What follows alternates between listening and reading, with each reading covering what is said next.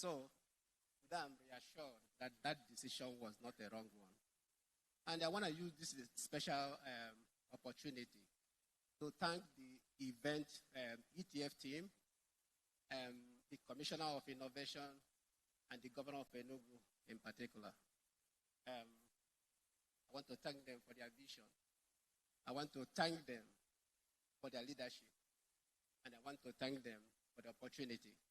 You know, platform is a great platform. What it does is it brings the industry, the government, and all the talents in this room together under one roof. And today, we're going to show you here. And before that, let me introduce myself. My name is Jonathan Obele, and I represent Brain Capital. In Brain Capital, we do only two major things. We develop AI solutions and the agentic systems. We do second thing too. We develop people. And I hope you understand what I said.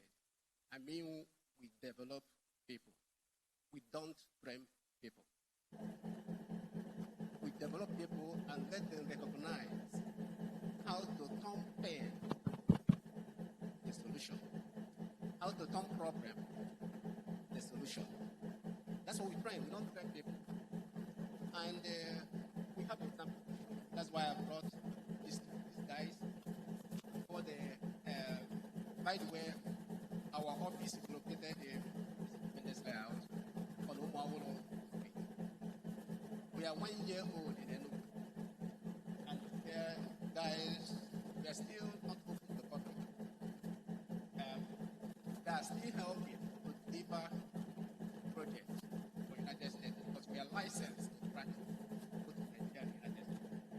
All we do is AI. We have AI there. Not AI like theory, but AI by what I mean. AI, everything, our core everything, AI. We solve problems with AI.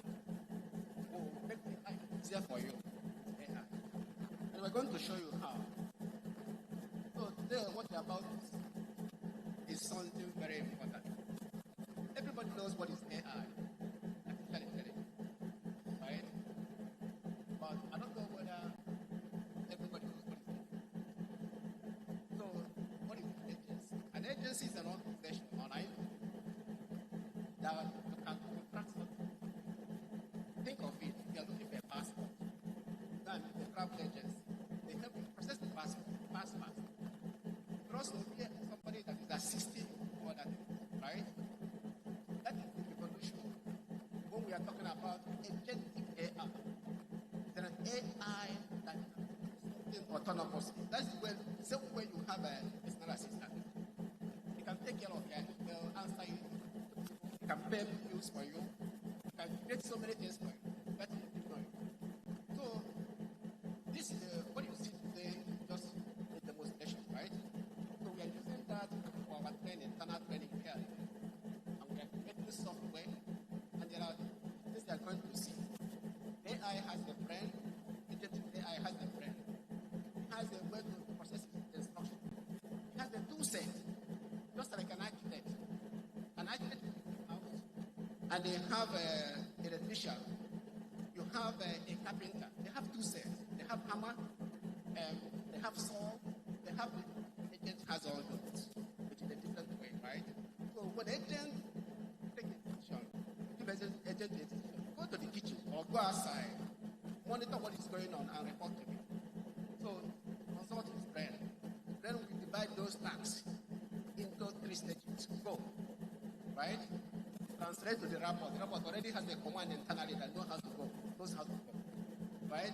Then inspect. You're gonna turn on surveillance camera, right? That bring the issue from outside. Then report. Send it back to the content. So that's the thing to create. That's what is called device AI. AI embedded.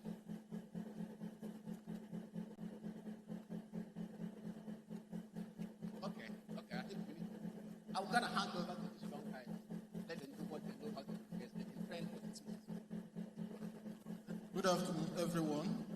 thank you for having us. So what we are about to do is to demonstrate the capability of Agentic AI. So this capability means that the autonomous capability of Agentic AI, where an AI can reason, plan, and act autonomously.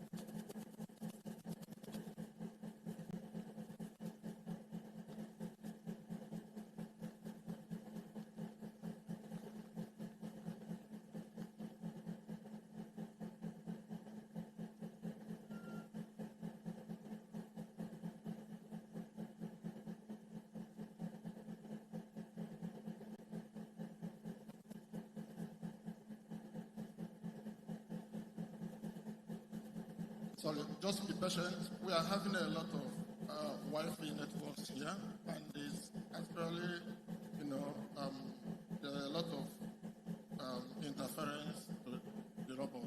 Please be patient. And though we are not going to make that mind to tell some of us to actually off our Wi-Fi, because it's actually an interference. But just hold on, it will speak.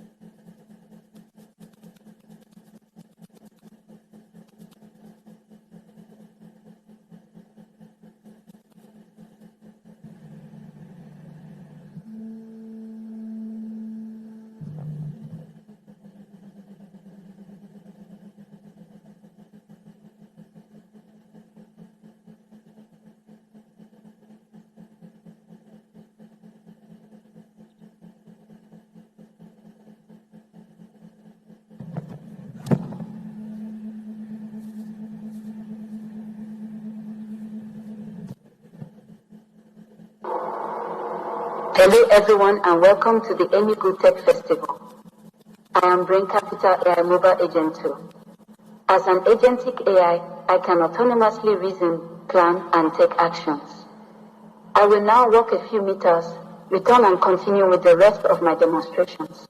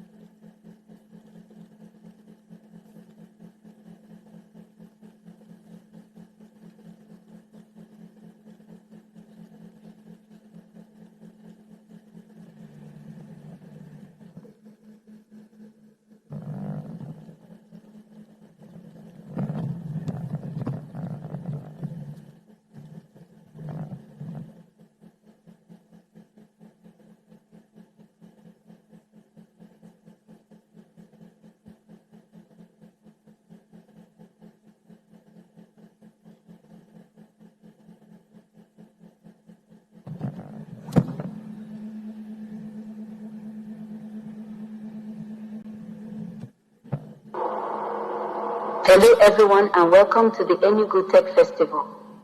I am Brain Capital AI Mobile Agent 2. As an agentic AI, I can autonomously reason, plan, and take actions. I will now walk a few meters, return and continue with the rest of my demonstrations.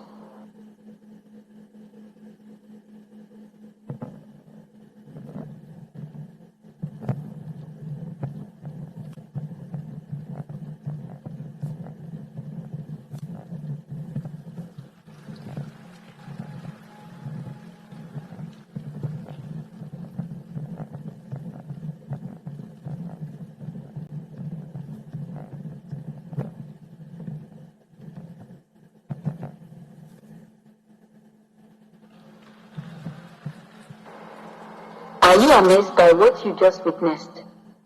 The same generative artificial intelligence capabilities that power me can also run customer contact centers, drive analytics platforms, and support enterprise operations.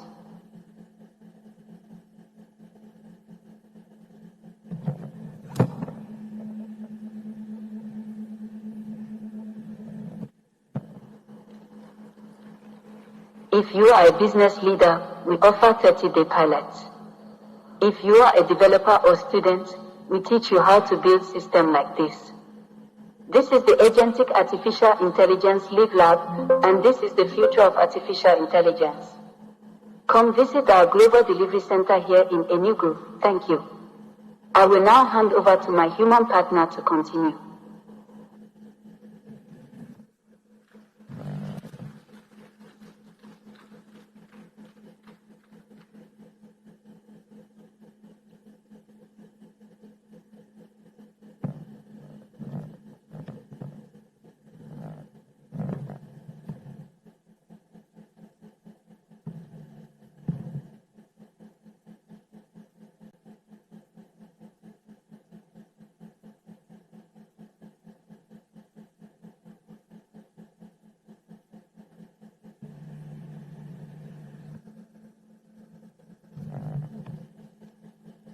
What is Agentic AI? Alright, this is actually trying to perform its functions. It's an Agentic AI that can take actions on your behalf. You can use it in education, entertainment, industries. As you can see, it is built as a dog. For example, it can even replace your pet as habitat. It can be your companion, follow you around, listen to instructions. You can also chat and respond, so I will be demonstrating that now. Alright, so listen.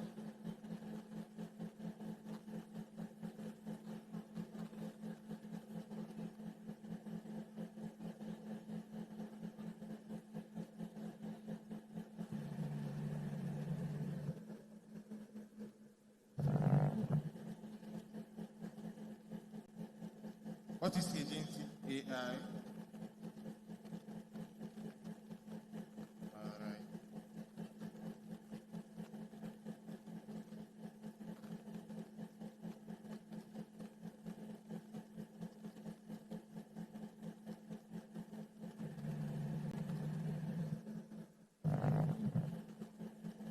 What is Agentic AI and how is it different from normal AI?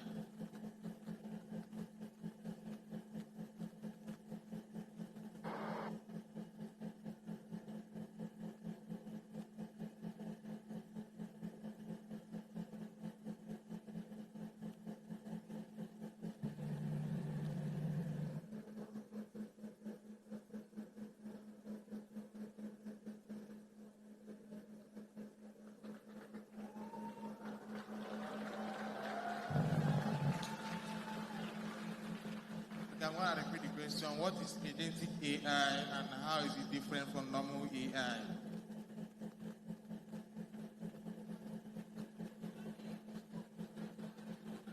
The issue is that with so many networks present, there is actually an interference. And if you notice, once you enter this building, it kind of feels like the network is delaying a bit.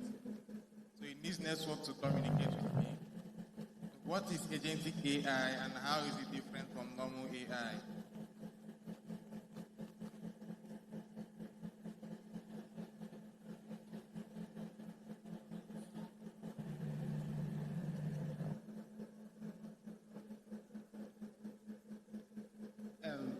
this is a challenge, right?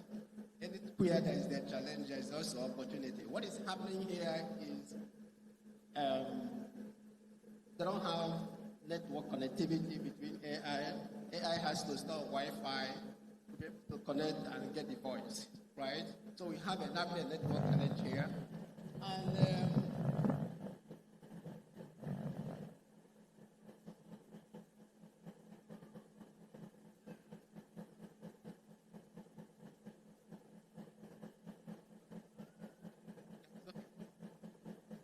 so I think it's good to close this up for now. We are having network challenge, and thank you so much.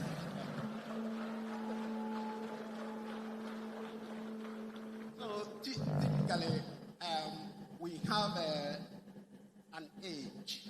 This is a better network. It's a trillion transactions and NVIDIA equipment. We couldn't connect it. So this is what actually you use to process information. So we are dependent on embedded code. Program everything embedded inside the code, and it can interact with Wi-Fi. That is not what. This is the actual connectivity.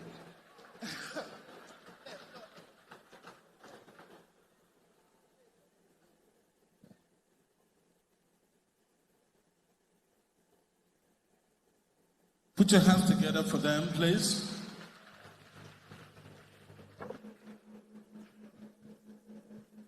Some of you were laughing, and you think it's easy to build something from the scratch. So if you need a pet AI dog, huh? Companion, you want a companion, right?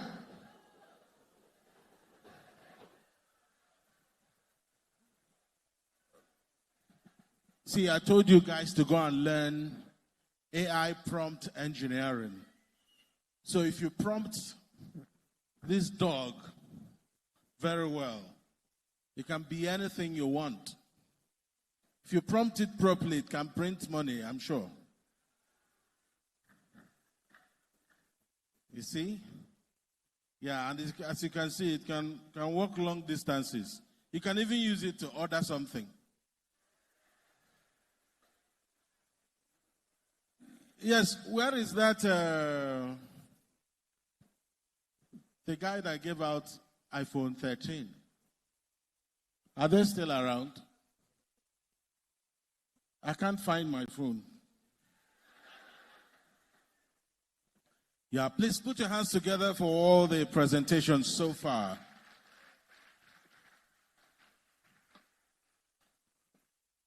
So we're moving over to the next set of presentations. And as always, you know, I don't like to talk too much. I love to sing sometimes, but Tech Fest is not a sing fest, all right? But my name is Alex Obodo. You already know that. I work for Afia TV, the largest television network in southern Nigeria. Everybody is selling their market here. I'm here to sell my market. I'm the head of news and current affairs. Do you even know that everything happening here has been on our news since Tuesday? Do you even watch Afia TV? Channel 254 on DSTV, Channel 17 on GoTV. We are streaming live on our website, afiatv.net. Don't miss the news at 9 p.m. So you'll see this event. You might see yourself, you never know. Put your hands together for Tech Fest. And I'm always working with a very delectable young lady. I told you from the onset that her name sounds like a what? A prayer point. China Loromogo Eze. But just call her Nalo. Nalo Kings. All right? You're welcome. I don't know why you guys are not putting your hands together for me. Don't you like me? Am I not delectable enough? You've been clapping for people, so please put your hands together for China Loromogo Eze. You can do better than that. You can do better than that. Thank you. Thank you. Thank you. Thank you so much. It's been quite an interesting day since we started. So let's try a little bit of call and response. So when I say Enugu, you say Tech Fest. And when I say Enugu again, you say we're building the future. Do you understand? Do you understand? I'll repeat myself. When I say Enugu, you say Tech Fest. When I say Enugu again, you say we're building the future. Can you try it? Can you try it? Okay, let's try again. Enugu! Enugu! Some people didn't get it. The first one is Tech Fest. The second one, we're building the future. Let's try one more time. Enugu! Enugu! Please put your hands together for yourselves, you lovely munchkins. Thank you. You're a munchkin. Yes, you are. I know you don't have the love of your life to call you that. So here I am standing in the gap for that person. You're welcome, by the way. Okay, so moving really fast this evening, we have a panel discussion. And just to add that day 3 is about AI and blockchain technologies. And we have a panel discussion with the topic from stable coins to settlement, how blockchain is powering cross-border payments in Africa. To take us on that particular discussion, we have the moderator in the person of Amarachi Ugu, who is the co-founder of DigitSpay. Please put your hands together as I welcome Amarachi Ugu on stage to lead that conversation. Okay. She is not available at the moment. Please, can someone fetch her? Okay. Please put your hands together for her. I thought she was going to take that route, but she's coming all the way here. She's as delectable as I am. So please keep clapping till she walks majestically to the stage. Thank you so much, Amarachi. Take it away. Hello, guys. GM guys. So if you are in this room, that means you're very lucky, because this session we're about to have now, you do not want to miss it. So I'm going to be calling upon our builders, our founders, the people you're going to be listening to. Please sharpen your ears, because you would learn a lot. So I'm going to be calling on to Chibotu Amadi, the CEO and co-founder of Paycrest. Please, can we be clapping? Please, we can do better. I'm also going to be calling upon Noel Lidu, the co-founder of Riva. Please, let's keep that coming. We also have the person of Damilare Akinlotan, the head of operations, Asset Base. We also have the beautiful lady, Stephanie Okeke, the co-founder of Nectarfy. Please, let's do better. Let's do better. Let's do better. All right. We're almost there. Please, take it easy. Take it easy. Okay. So, today, we are going to be having a conversation on the topic, how blockchain is powering cross-border payments in Africa. So we have known about blockchain, known about stable coins, all of these things going on. You don't understand what's going on. So this is a conversation for you to know how this is being made possible. So if you're somebody that have tried to do cross-border payments, you know that that's a pain in the ass. But you can see how that is being made possible using the blockchain. So we are going to dive in. My first question today goes to Chibotu Amadi. So I'm going to ask, if someone gets paid in USDC from a client abroad, chances are they are still going to a WhatsApp group to find someone willing to swap it for Naira. Paycrest is trying to change that. So what actually makes Paycrest different from just finding a trusted person in a group chat? Thank you, Amarachi. That is a pleasure to be here. Thank you, too. All right. WhatsApp groups, you said a gig worker gets paid in USDC. or USDT stablecoins, you have to convert it to fiat. Going to WhatsApp groups work based on personal trust, right? I need to trust you, and that's a lot of guesswork because I go from one WhatsApp group to another WhatsApp group. I need to trust you personally to give you my hard-earned money because I've worked for 1 month. I give you that and hope that you commit to your part, right? And then also the price discovery, I need to negotiate. What's your rate? What's your rate? What's your pricing for this stablecoin I have? And that also takes time. But Paycrest removes the need for personal trust. Instead, it guarantees that trust and codes it into a protocol. So you get to trust a system, you don't need to trust individuals. So there is no counterparty risk. When I mean counterparty risk, you're not giving somebody a stablecoin hoping that they deliver on their end. Instead, that stablecoin is in escrow. The access to liquidity is streamlined. There are protocol rules that are not enforced by vibes or inshallah. They are enforced based on cryptographic verifiability. You get what I mean? By the system. You get what I mean? So it's simple. You don't get to trust anybody. So I think that's the difference. And personal trust doesn't scale. You can't scale personal trust because you can know everybody. But you need a system that can coordinate those transactions at scale, and that's where Paycrest comes in. So that makes a lot of sense. So that simply means Paycrest removes the whole stress that you have to go through. You don't have to trust, you have to verify, right? You don't have to trust somebody somewhere that you're not even seeing, the time it takes and all of that. So Paycrest eliminates all of that for you. And on a side note, DigitPay is actually integrated with Paycrest. So if you're looking for the money point, personal or money point business, but for your crypto, then DigitPay is there for you. So my second question goes to Noel. So this question is, Nigeria is one of the biggest crypto countries in the world, yet most people who own crypto have never actually used DeFi. From what you have seen on the ground, what's really stopping people from taking the next step? And is it a bad app problem, a trust problem, or something no one is really talking about? All right. GM, everyone. Hi, I'm Noel. So the thing here is Nigeria has a culture.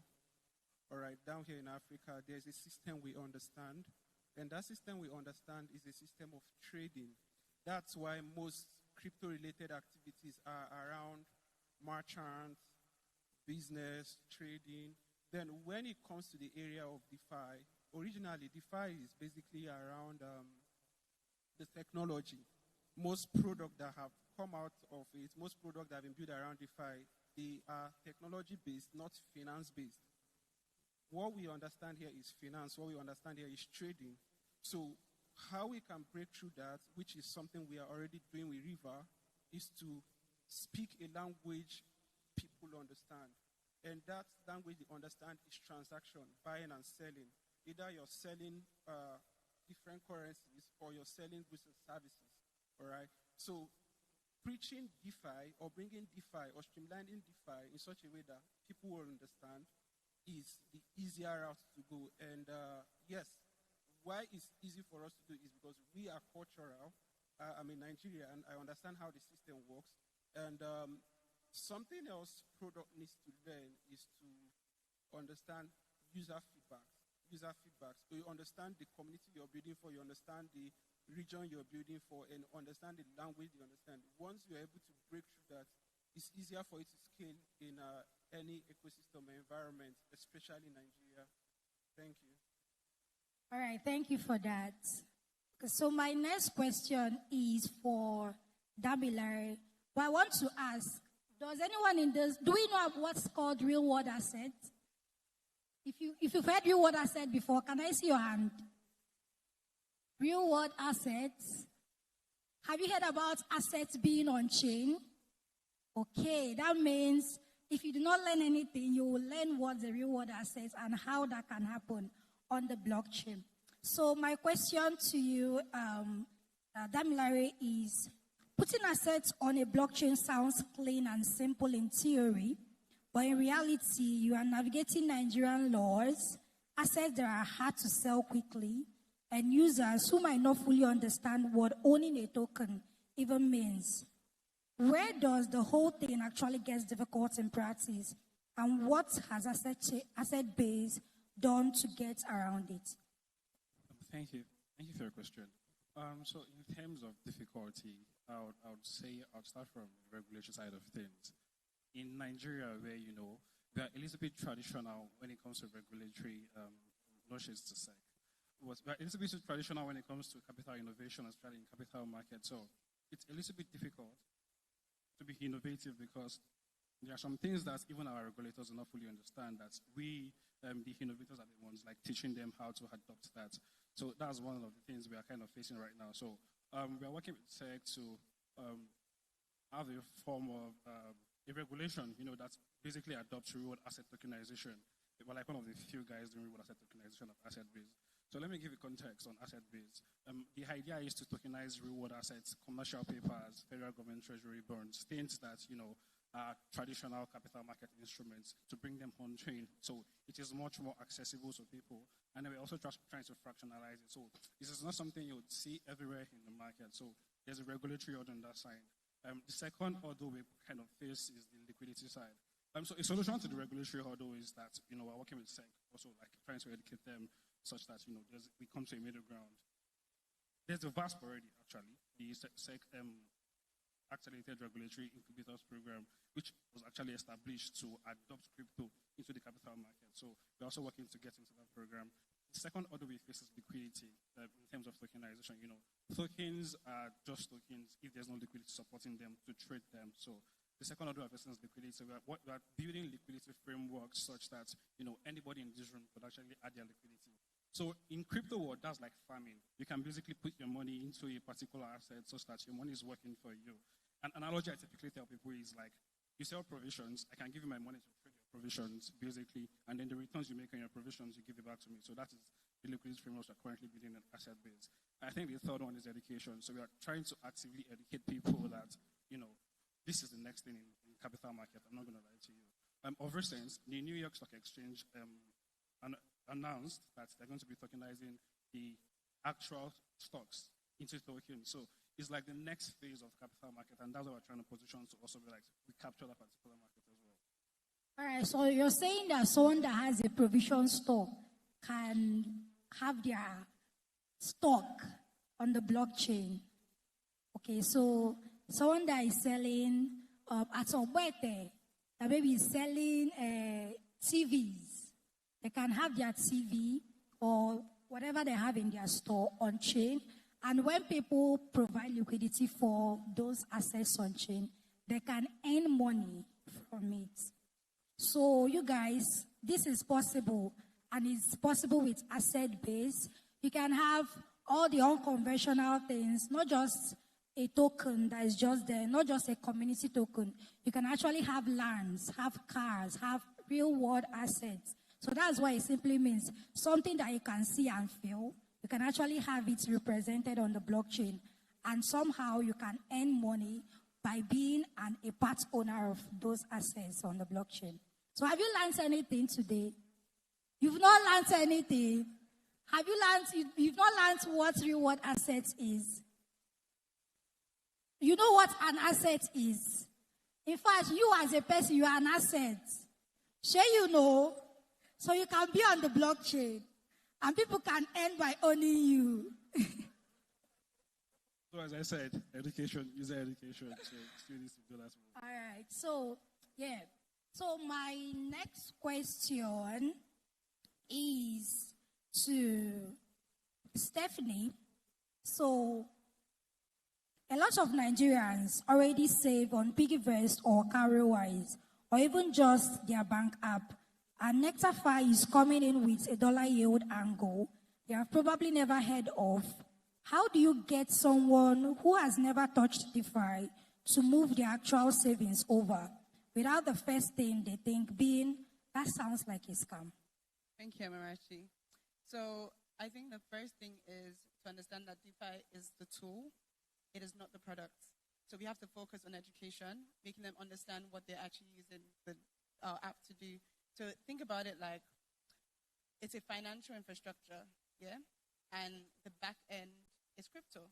But when you look at the front end, it looks like your basic, like regular apps, like your basic financial apps. So I think understanding that, first of all, Naira isn't very consistent. The value drops a lot, but dollar is consistent. That's why stable coins exist, because they're backed by an actual stable currency, dollars. So understanding that you can earn interest with your money by putting it in our platform, and it's simple. All you do is fund your wallet. And how do you fund your wallet? We open a Naira account for you, and then you send money like you're sending on your bank app. So you get your account number, you put your money there, and that money automatically turns into USDC. So you don't have to do anything. Everything happens automatically on the back end. So just education is the first way to get people to understand that we are not a scam. And also, it's a self-custodian wallet, which essentially means that we don't have your money, you have your money. We can't freeze your money, we can't mismanage your money because we don't have it. What you have is a private key, and that gives you access to your money. So if for any reason you're like, you know what, I'm going to move my money somewhere else, you can take your private key and do that. All right, that makes a lot of sense. How many of us here use piggy vests? Carry-wise.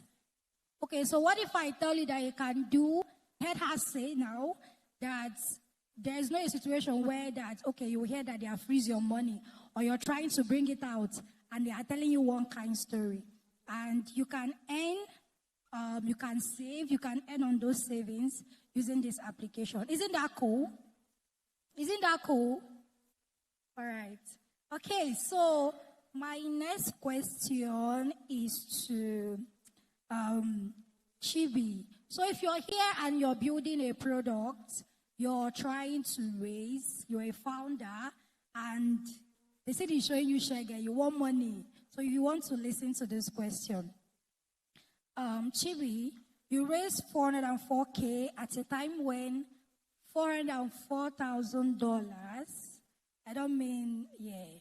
So at a time when getting funds in Africa is genuinely hard, what was the toughest part of convincing investors to believe in Paycrest? And what finally made them say yes over other simpler options that were already out there? Yes, okay, raise 404. If you're a developer, 404, I think that's symbolic. But yeah, basically, the hard part of raising $404,000 was because we're building an infrastructure, right? It's not an app or a platform. It's easier to explain an app to someone, to say this app helps you play a game. But when you want to explain to investors that you're building an infrastructure or a protocol that connects senders, liquidity providers, it looks like French, right? They just want to know in simple terms what you're doing. So I think that's one of the most difficult parts. So we had to look for investors that are value aligned to what we're doing, that are willing to support infrastructure projects from Africa for emerging markets, right? And so I think that was the toughest part. So we had to leverage relationships, had to show up at, you once showed up at the residency program, you have to show up, meet people, network, explain, and somehow what really tips that for us, we built, I think I demoed that earlier, no blocks, built that on the protocol, and that showed that, okay, this invisible infrastructure can power reward apps or use cases. And because of that, they began paying more attention to the protocol. And so we're still really early, but I can say we have investors that are aligned with what we're building. And yeah, the future is bright. Yeah. All right, that's actually cool. So if you're building, so you know that you cannot do away with building relationships, right? So if you're building or you're planning to build, you have to go where your investors are, and you also need to build relationships for you to raise from what Chibi told us. So my next question is to Noel. So if you had to share that one thing you have figured out about Nigerian crypto users, how they actually behave, something that would genuinely catch a foreign Web3 founder off guard, what would that be? It has to be something that, like, they don't think about. Like, what's that think that it's staring at all of us, but for someone coming from outside, I would not even pay attention to. All right, thank you. So the thing there is, in Nigeria, we like crypto, all right?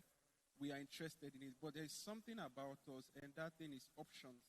We like options, all right? You look at our fintech system, there's PAMPay, there's OP, there's Money Points, and basically everybody has accounts with them. So we like our options, but something that they shouldn't misprioritize is that people rush into your app today doesn't mean they will stay.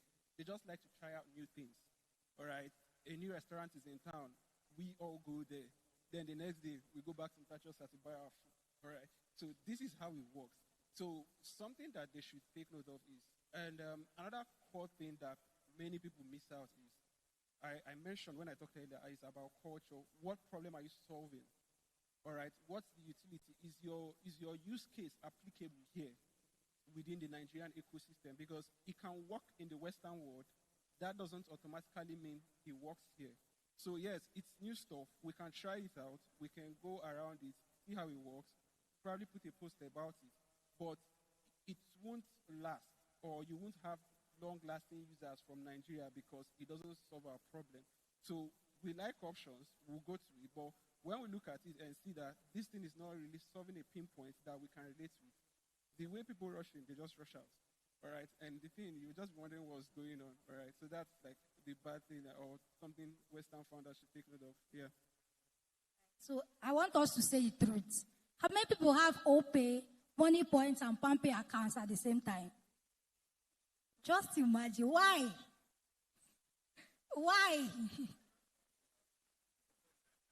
And you have Access Bank, Joy, even Zenith, FCMB.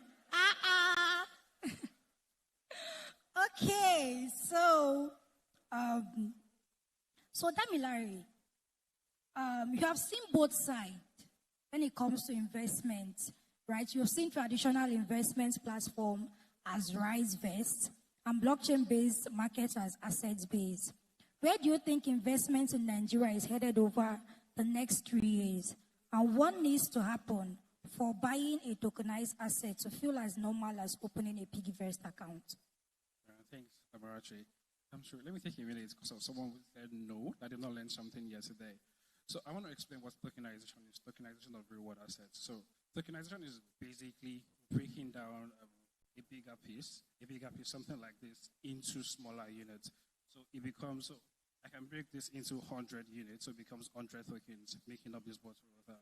So that's tokenization. Now, in terms of tokenizing real-world assets, so let's say my phone, for example, is something that is generating revenue for me. So this becomes a real-world asset. This is something that you can make returns on. So if I tokenize my phone, I can tokenize my phone into, say, 1,000 parts. Say my phone costs 100,000 naira. I tokenize my phone into 100 parts. It becomes 1 naira per piece. So the 1 naira per piece can make you 50 kobo every 6 months. So you can buy a piece of my phone at 1 naira, and then you make returns on the tokens of my phone you bought. So that is the idea of tokenizing reward assets. No, so now in terms of the reward assets, we're kind of tokenizing an asset base. There are some alternative assets which an average Nigerian cannot get access to. Commercial papers, for example. The minimum amount you need to get the commercial paper is 5 million naira, and then the process is rigorous. So I don't know pocket of everybody, but like an average Nigerian does not have 5 million naira to put in a commercial paper. So asset base is trying to tokenize that, break 5 million naira down, or in fact break the commercial paper down into bits and pieces such that anybody in this room could actually like invest in it. You can get like economic exposure to each commercial paper, then go to the commercial paper, Helali, so whatever you like. So that is the idea behind what we're doing, just to make sure like someone actually gets something on tokenization of reward assets. And it goes beyond commercial papers, federal government bonds, it could even be private equity. Of recent, we did tokenization of Landmark. I don't know if you guys know Landmark, but Landmark in Lagos. So we listed them on asset base and then we tokenized their equity. Yeah, so I just want to put that out there. So yeah, to answer your question, I think the future of Nigeria, let's say in the next 3 to 5 years, I say like an hybrid system where we have the traditional finance and then we have the DeFi or blockchain finance merging together, such that the capital market is now brought from traditional finance on blockchain. people are able to use their Solana, their BNB, their Ethereum, Bitcoin to actually buy or invest in the capital markets in Nigeria. So we don't have the disconnect between the crypto market and then the traditional capital market. So that's where I see the future in the next 3 to 5 years. All right. So what Damilare is basically saying that if I put my phone on the blockchain and I tokenize it and it's worth 100,000 naira and I have 100 piece that people can grab, and as this phone is growing in value, that's more money that I put in the value of this phone will be increasing for me. Right. Okay, for Stephanie, I have the last question for Stephanie. So this is, Nectarfy is built around the idea of letting users withdraw their money first before they have built up enough trust to put in more, which sounds almost backward for a business trying to grow. Where did that idea come from? And what does it say about how Nigerians actually relate to platforms that hold their money? Thank you, Amarachi. So we listened. Essentially, I think the biggest problem Nigerians have is trust. They're not sure that if they put their money here, they're going to be able to remove the money when they need it. And what we've built, you're able to put your money and take it out. So to be honest, you can put 10,000 and remove that 10,000. That builds trust. So we're not looking for, what we're looking for is retention. The goal is to get people who use the app once and come back to use it. Because once you put your money, you're like, okay, wow, this is a really nice ecosystem. I put my money in, that money becomes USDC. I can then invest that money because we have an investment option in our app, and that money grows. And essentially, you're also increasing your credit score with our app. So it's evidence, really. How you can trust us is through evidence. So once you see that you can actually get your money whenever you need it, you're going to stay. All right, so from what Stephanie just said, if you're building, make sure you're listening to your users. So they've listened and they notice that when it comes to financial saving applications, that there's a trust issue, and giving people that option to be able to access their money, build more trust. So we're just going to be taking like 2 questions from the crowd. You can come forward. I don't know if there is any mic there. You can come forward. Come forward.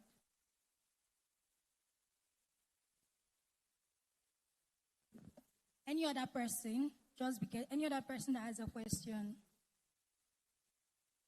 Any other person with a question? Okay. You just said 2. I can only take 2 at the moment. Okay, there is mic. There's mic behind. Thank you. Hello. Good day, everyone. My name is Ernest Aja. My question is, if I have, say, a real estate and it generates 500 million, or maybe it's worth 500 million naira, and then there are like units of 10 million each that people invest in, and each year we make a good turnover. Say maybe everybody's 10 million is supposed to come down to like 20 million at the end of the year. How would we build the trust that these people are sure that whatever we're representing in the site is exactly how much the real estate is actually making? Damilare, that's your question. Yeah. So, first of all, the first thing we do before any asset comes on live, asset base, we do our due diligence, and we confirm that the assets have actual representation in real life. An asset is existing in a particular site. So we do the due diligence to make sure we cover the legal side. There's no encumbrance on the property. We also confirm that we get invoices and receipts to make sure the property is making actual revenue. The third thing we do is we get our own personal appraisers to appraise the property to be sure that, for example, if you're tokenizing a real estate property, we are tokenizing the actual value, not the potential income from it. So if the house is worth $1 million, we are listing an asset base as $1 million. People buy units of it. So we get our own appraisal as well. So there's a due diligence process to which each and every asset goes through before it eventually comes live on asset base to be tokenized. Good afternoon, everyone. My name is Chigozie, and I have 2 questions specifically for Mr. Chibotu Amadi. Okay, you mentioned something about starting up your product. So most times there are limitations that developers face and you said you are a software engineer. For someone that's, okay, you mentioned that you had a $10,000 paying job before you actually started your product. So for people that face that limitation of skill sets, like I'm a front-end developer and I have a product that I want to build that is blockchain related, and you don't actually have that capital to start hiring. So you have to depend solely on partnerships with people that share that same vision with you. So when it comes to the limitations of skill set, how were you able to reach that limitation, since one person can't actually do everything? That's a very good question. Thank you. I think when it comes to getting capital to start any project, for me, I didn't do the luck game, right? As I told you, I worked as an employee, had savings, had runway for up to 1 year. With my co-founder, we put money together to at least bootstrap. And then, of course, there's still a lot of faith, right? So I think if you're just a talent when it comes to a front-end engineer and you want to build a product, if you haven't had real-world experience, I would say, unless someone you're partnering with has the money, but if they don't have the money, I would usually say, I know some people don't like this, but my personal opinion, I'll say, go get a job. Hold on. Get a job to sort your needs, right?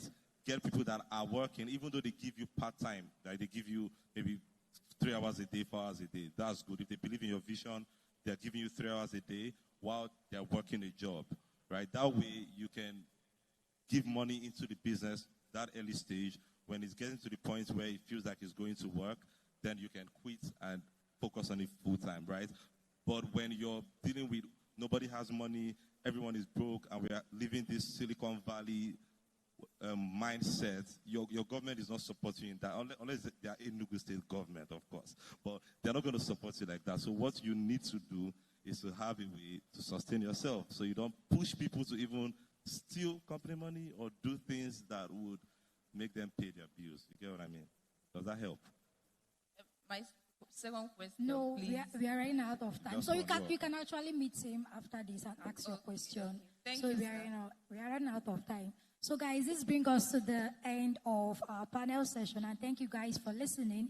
If you have any personal question, you can always meet our panelists and get insights. So thank you for listening. Yeah, Bye. you can take a quick picture here. Put your hands together for Marachi and the team. Brilliant.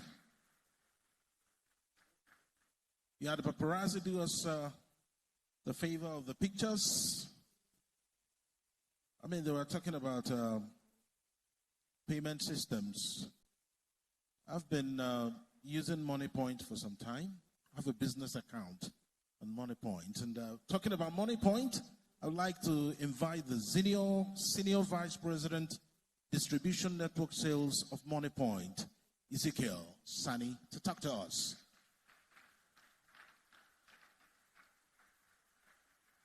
You guys know I will collect his contact after the event, right? So that my account can be upgraded. A big round of applause for him.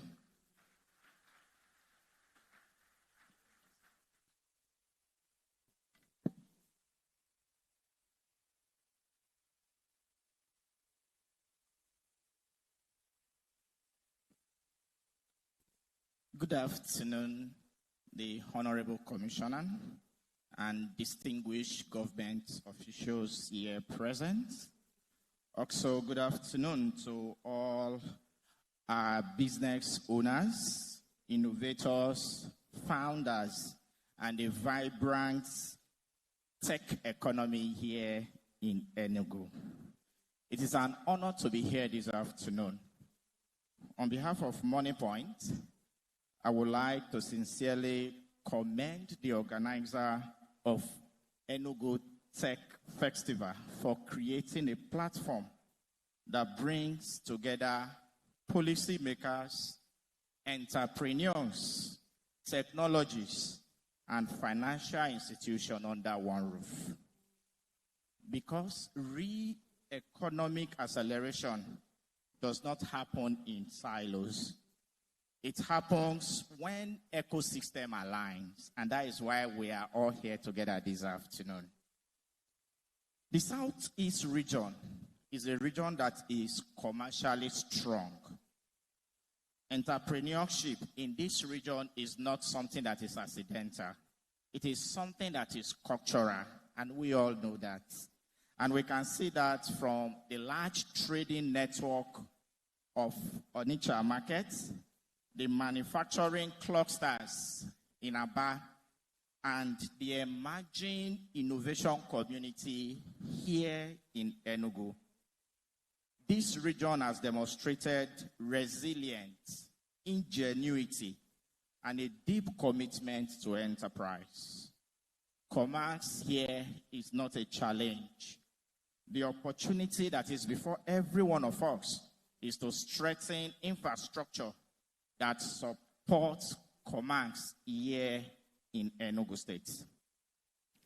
According to the National Bureau of Statistics, Nigeria has over 39 million micro, small, and medium-sized enterprises.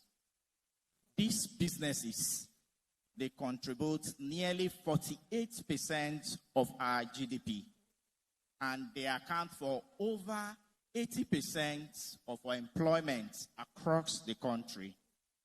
That means small businesses, they are not a segment of our economy.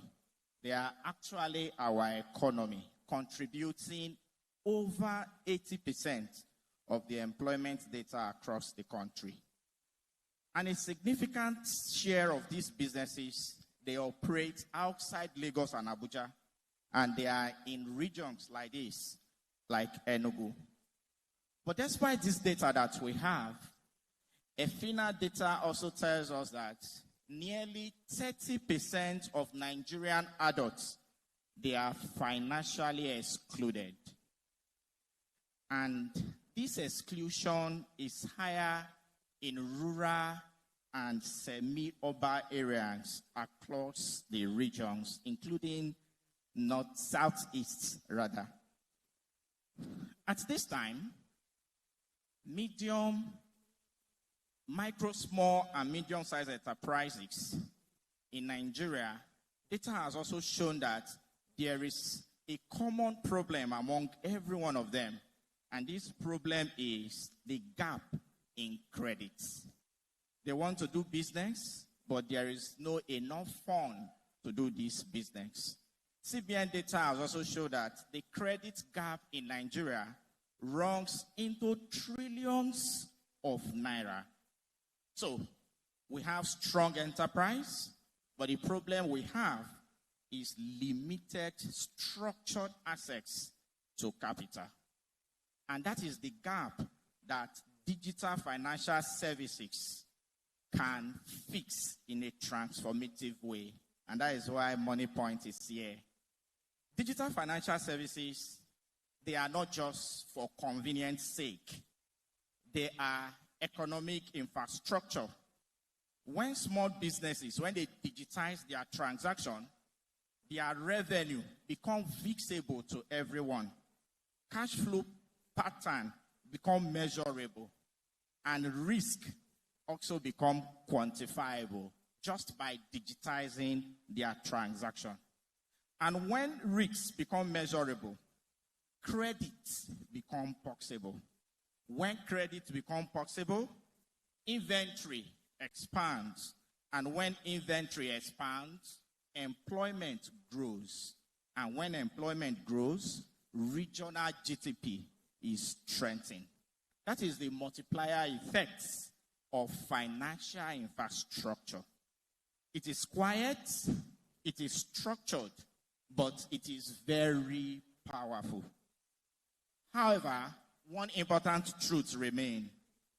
Technology alone does not drive inclusion. What drives inclusion is distribution. And in a region like Southeast, commerce is relationship-driven. Here, trust matters, proximity matters, reliability matters.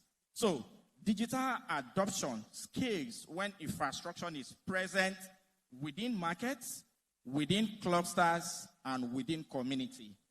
And that is why financial inclusion must be deep, not shallow. It must reach the trader in the market, the wholesaler in the clusters, the small manufacturers, and the growing SME. At MoneyPoint, we believe that financial services should meet businesses where they operate, not just in commercial clusters, but in markets, towns, and regional hubs.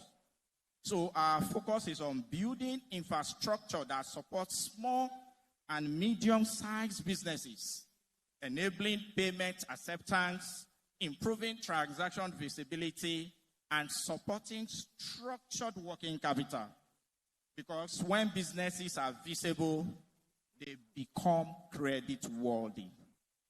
Our commitment is to continue to strengthen financial rails to empower entrepreneurs, especially outside the traditional economic center. Enugu stands at the center of these very important moments. Here in Enugu, there is a strong SME base. It has educated youth. It has emerging tech talent. It has forward-looking leadership. So if digital financial penetration deepens here in Enugu, if businesses build structured financial identity, if policy makers, fintech operators, and innovators, if they collaborate, Enugu can become a model for regional economic acceleration. It's not by copying Lagos, but by unlocking its own commercial strength with the right infrastructure. Let me conclude with these thoughts. The Southeast region does not lack ambition, and that includes Enugu State. It does not lack enterprise. It does not lack capacity. What is needed is deep financial infrastructure that allows its businesses to scale sustainably, digital services that is deployed throughout and inclusively. This does not move money, but what happens is it enables productivity, it expands opportunity, and it accelerates economic growth. On behalf of MoneyPoint, we are proud to be part of this platform, and we will continue to partner with stakeholders across Enugu State to drive inclusive and sustainable development. Thank you very much for the opportunity to share this moment with you, and I wish you a successful event. Thank you so much, Mr. Ezekiel Sani. Please celebrate him again. Now, please put your hands together for MoneyPoint. Put your hands together for them. Thank you so much.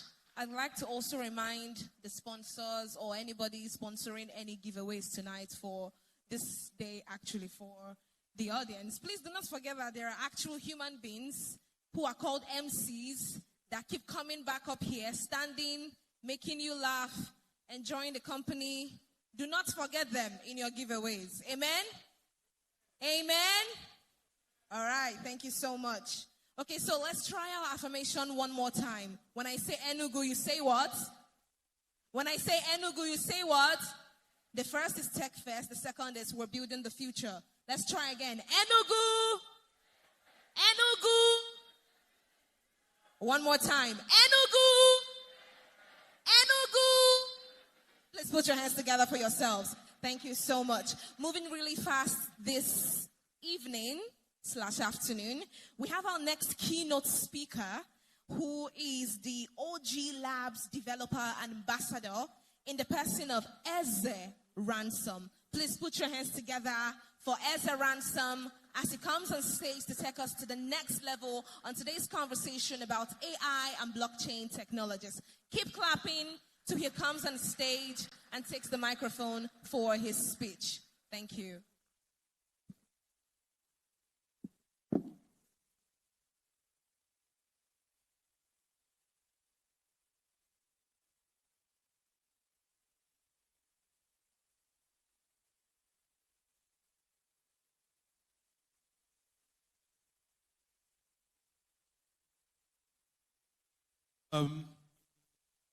I want to correct something. First of all, it is ZeroG, not OG. So ZeroG meaning zero gravity. So I know you guys are confused. Why ZeroG? What is ZeroG? And probably why is this guy's name Ransom? But we are going to likely find out later. So my name is Ransom. I was previously a developer tutor for Sui Foundation. So basically, we were onboarding a couple of developers to the Sui ecosystem. Yeah, we were teaching them how to use the Move programming language to build and also giving them support. So I currently lead ecosystem development for ZeroG Labs, which is an AI layer 1. Right? Talking about AI is the biggest thing now, and it is the most talked about thing. I think everybody here has probably given an AI a prompt today, right? And the AI ecosystem is actually growing fast. When I mean fast, I think a couple of years ago, it was just the test prompt, and now everything has AI integration, right? We even saw the robot that had a performance. So, so that brings me down to talk about ZeroG. I also call it OG. So, I'm going to talk about it in two different ways. I'm going to talk about the ecosystem development part, and I'm also going to give you a bit intro about ZeroG, which is a bit technical, but then we'll also talk about the ecosystem parts, which is something that everyone here would relate to, right?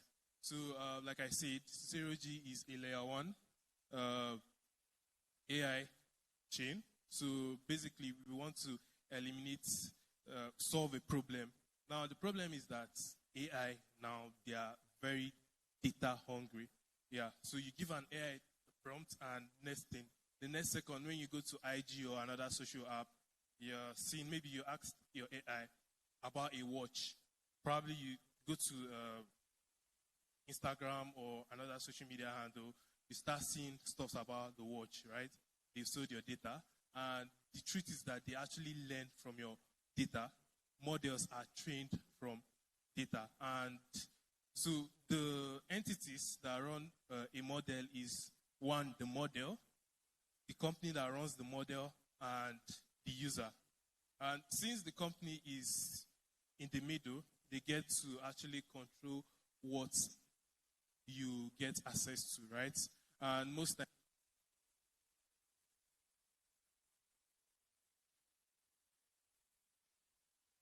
times you are not able to verify the source of your data, and they actually train their data with everyone's data. And also,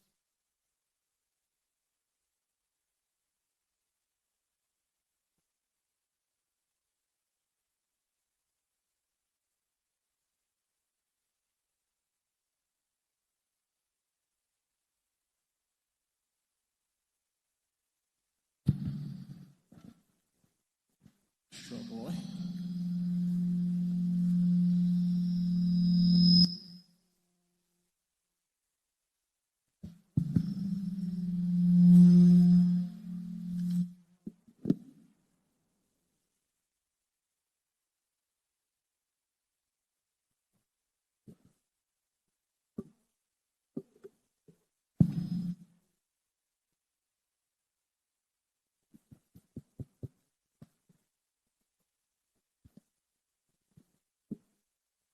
all right, so most times they get to actually charge you before you can access some features. So that's the problem we are solving. So with ZeroG, we have what we call the ZeroG compute. You are able to do your AI computations and actually have verifiable source of your data, and there's no intermediary that would limit what you have access to, right? So you get to own your data. So ZeroG has 4 main stack. We have the ZeroG chain, which is actually the blockchain part, where you can deploy your applications. You can deploy your smart contracts on the ZeroG chain. We have the ZeroG storage, where you can store your file. And we have the ZeroG data attestation, which helps you to verify the source of the information that you are getting, right? So let's quickly move over to the ecosystem part. So the plan is actually to get builders to build on ZeroG and generally to build. In the global market, Nigerians are seen as consumers, right? They don't really see us as builders, although we have a couple of builders, but we have large emerging markets. I mean, let's talk about the Web3 space. Any airdrop can come in today and get their next 10 million users in a few days, right? Nigerians are fast adopters and big consumers. But then we are also builders, right? But then we don't have as much leverage as they have to build. So the plan is actually to get builders to build and scale their project to an extent that they begin to generate revenue and make profit. So our strategy is actually to invest in people building projects. So we want to actually pick out serious builders and help them from when they start building their project till they are able to stand on their own. And we want to bridge the gap that Nigeria have, which is, first of all, as a Nigeria, your first issue would be power supply. The second thing is the internet. I think we had a situation when the guy was unable to show his thing because he had internet issue. And an average student and an average young person might not really have internet access, even though you might have the money sometimes. The next thing is also trust. The truth is that on the global scale, we are not trusted, right? They don't really trust us. They probably see Nigerians as scammers. So it usually affects us when we want to market, not just in Nigeria, but in the global scale. So we want to bridge that gap. How we plan to do that is actually to look at ecosystems that have done well and copy what they want to do. So, for example, we have ecosystem like Superteam, which they are doing a great job. They have a couple of projects that are doing well. So basically, we are going to support builders to build on their chain. And our first major step has been Enugu Tech Festival. We are very happy to say that ZeroG sponsored the Hackathon, which brought builders together to build. And I mean, I'm impressed because they came up with a lot of scalable ideas. And wow. So the idea is not just to give them bounties and give them money after building. The idea is to actually support them from point zero so that they don't just take the money and rest, but they keep on building. We are doing that by partnerships with local hubs that will actually help them to give them internet access and mentorship so that they would continue building. Now, with all this, what does this mean for builders? So builders get to actually build and without worrying about the leverage gap, scale it. We also have plans to connect builders to the global ecosystem. One of our plans is to actually fly some of these builders, serious builders, to big conferences like DevCon, where they get to meet people that will help them to connect to the global market. Then also, it's not just about builders. I mean, when we talk about builders, we have the developers and also the creators. How many people create content here? How many creators do we have? I think content is one of the biggest niche now. For you to sell anything now in Nigeria, you have to pivot to content. So one of our strategies is actually to incentivize creators. So when incentivizing creators, so we get them to create content about the Nigerian local projects, and while they are creating content about it, they are giving them marketing support, right? So it's a win-win. We incentivize creators. We also give builders support, including marketing. And yeah, so that's basically what we do at ZeroG. We have other plans ahead, and we actually plan to support builders till they are able to scale, and we hope to do that with a couple of local hubs. For example, in Enugu, we have a lot of hubs like Blockchain Hub Africa. We have the GIDA. So we want to make partnerships so that they would actually help our local ecosystem builders to scale. So one thing that it will help us, both us as people in Enugu and us as builders, is actually to get attention. It's quite easy to ask an ecosystem to sponsor something or give you a grant to do something in somewhere like Lagos than somewhere like, let's say, Enugu, right? Although we have the best talent, but we are really not out there. So we want to actually get builders to do stuff that would bring attention back so that we'll be able to get a lot of investment here in Enugu. So you should do well to follow up ZeroG accounts. We are going to actually be launching the content bounty where creators get to create content. And yeah, that's all. Thank you so much.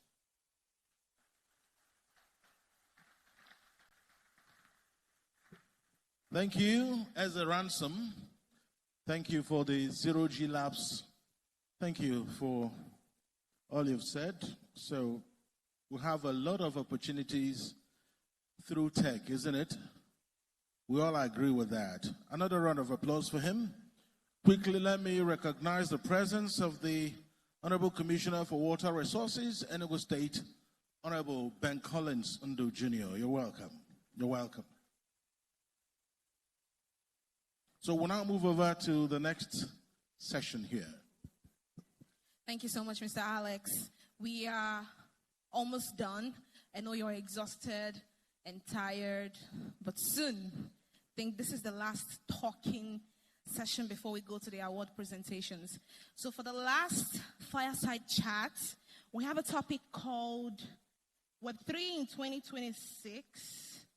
Okay, that's not correct, but I'll allow the moderator to tell you the topic and we move from there. To moderate the fireside chat, please join me and welcome the social media strategist and the social media lead for Enugu Tech Fest 2026, Chichetaram Eze. Please put your hands together as she comes on stage for this session. That's my younger sister back there, so please put your hands together for her. You can take it away. GM, everyone. Jesus, no. We're not going to do that today. I need energy. GM, guys. Let's try that one more time. GM, everyone. One more time. Come on, guys. We're youths. We're young people. We have energy. GM, everyone. Thank you. Alrighty. I know we're tired of listening to so many things today, and I am so sorry. But I promise you this is going to be interesting. So my name is Chichetaram Eze, but you can call me Chetar, and I'm a social media strategist. However, right now, I'm going to be the host for this panel session. Now, the Web3 ecosystem is growing extremely fast. But what does it look like right here in Enugu?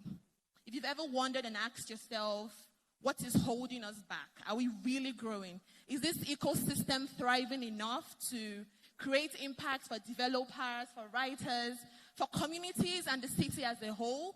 If you've had these questions, then please lend me your ears, but not literally, as I introduce my panelists for today. So it's an honor to have co-founder at Blockchain UNN and CEO of GIDA, Kevin Chiboyem. Can we clap as he comes up to the stage? Please keep clapping until he makes his way up here. Keep clapping. Come on, let's have you going. Thank you. Okay, we also have Madam Juliet, who is the base ambassador for West Africa. Can we clap as she makes her way to the stage? Please keep clapping, keep clapping. Ooh, keep clapping. She's here. Thank you. Keep clapping. Let's have it coming. Thank you so much. We also have Anosike Merichuku, an operations manager. Can we clap as he makes his way to the stage to join us? Thank you very much. We have Obichili Kamtochuhu, initiative lead at Tech Event Hub. Can we clap as he makes his way to the stage as well? Come on, guys, we can do better than this. Keep clapping, keep clapping. And last but not the least, definitely not the least, we have Wizzy, Creative Director at Blockchain Hub Africa.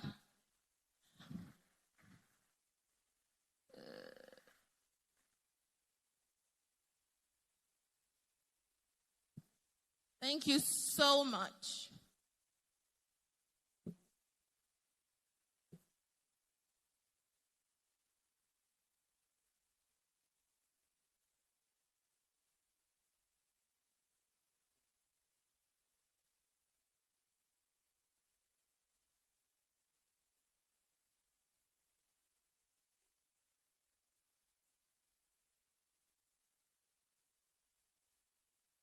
So while we're bringing extra seats, I'm going to have my panelists also introduce themselves by themselves.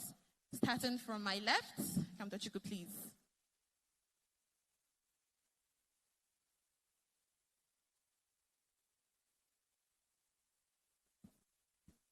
Hello, good evening, everyone. My name is Kamtochuku Obichili. I am a social media and events manager, and I happen to be the initiative lead for TE, the Tech Event Hub. Thank you.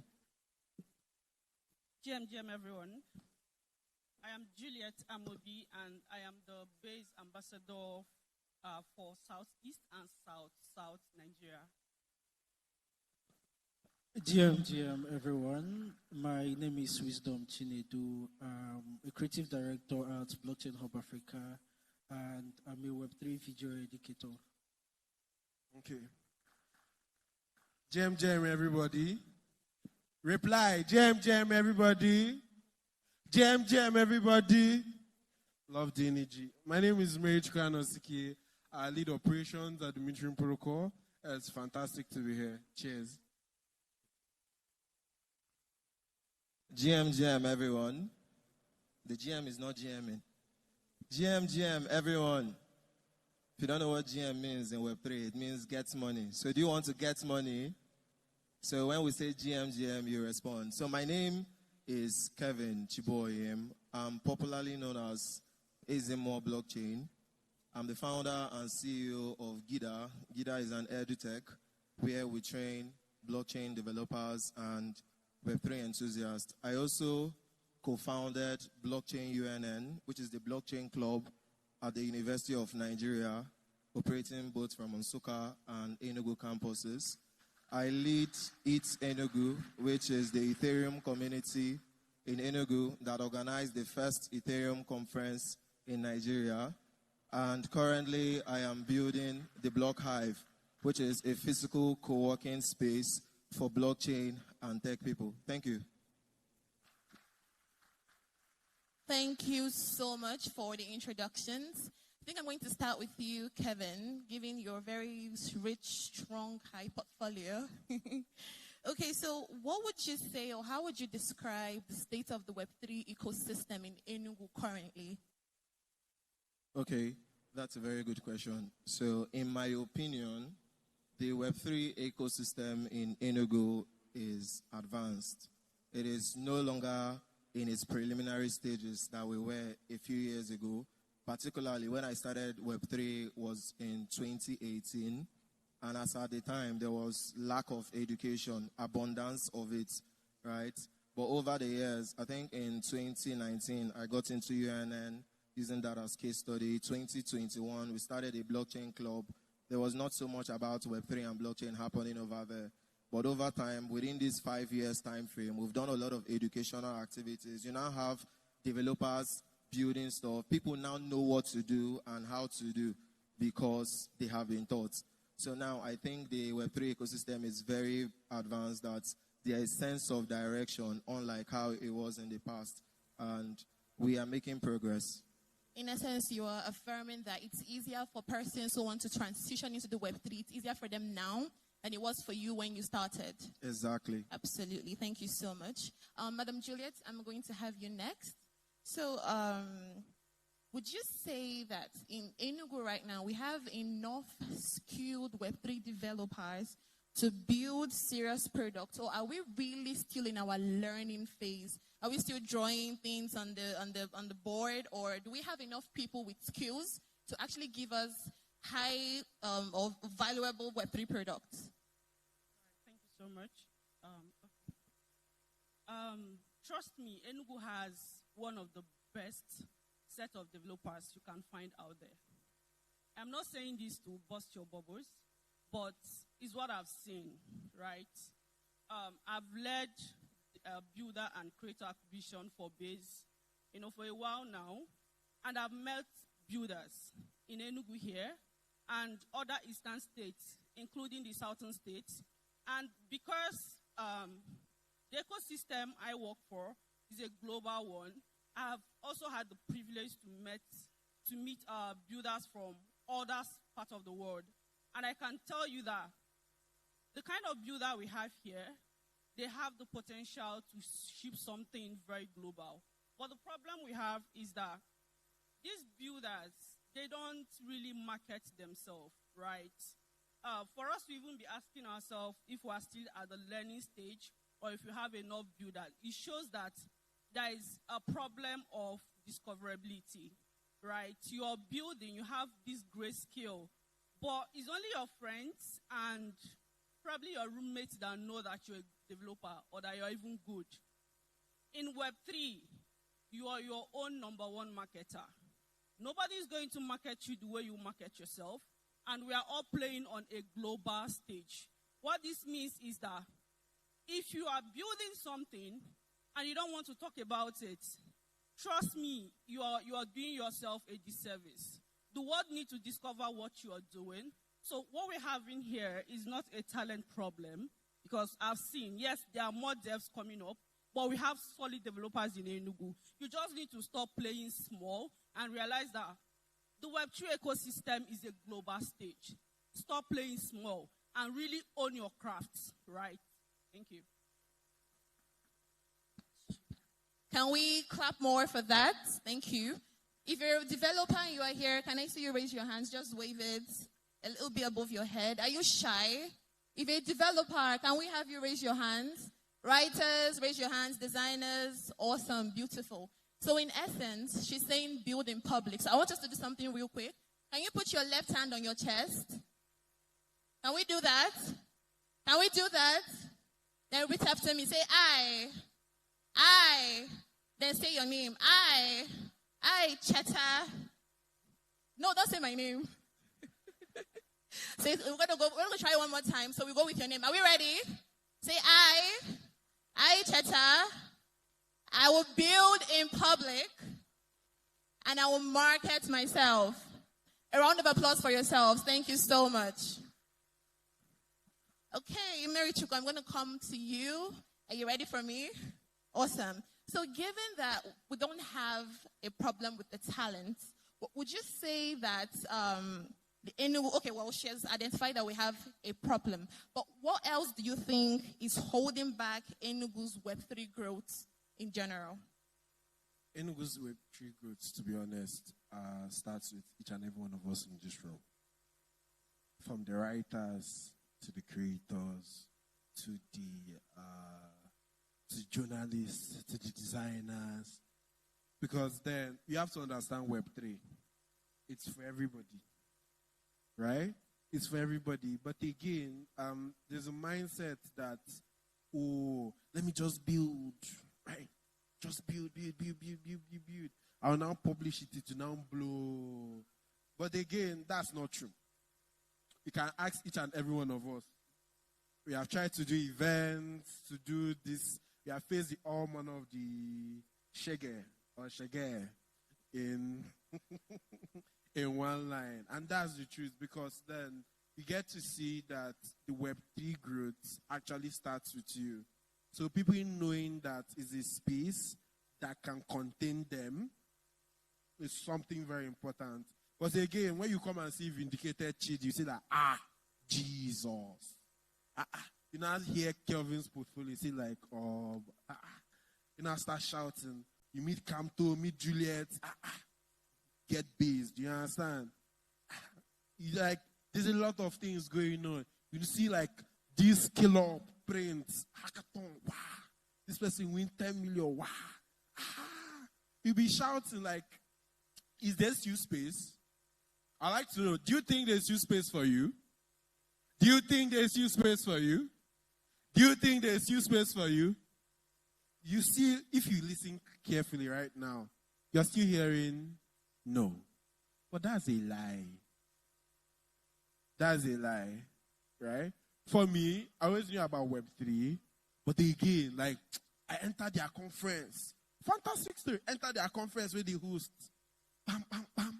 Got my first Web3 job on the spot. That's when I met Pope Black of Secret Network. But you have not paid tithes. No, we are coming for that. Coming for that.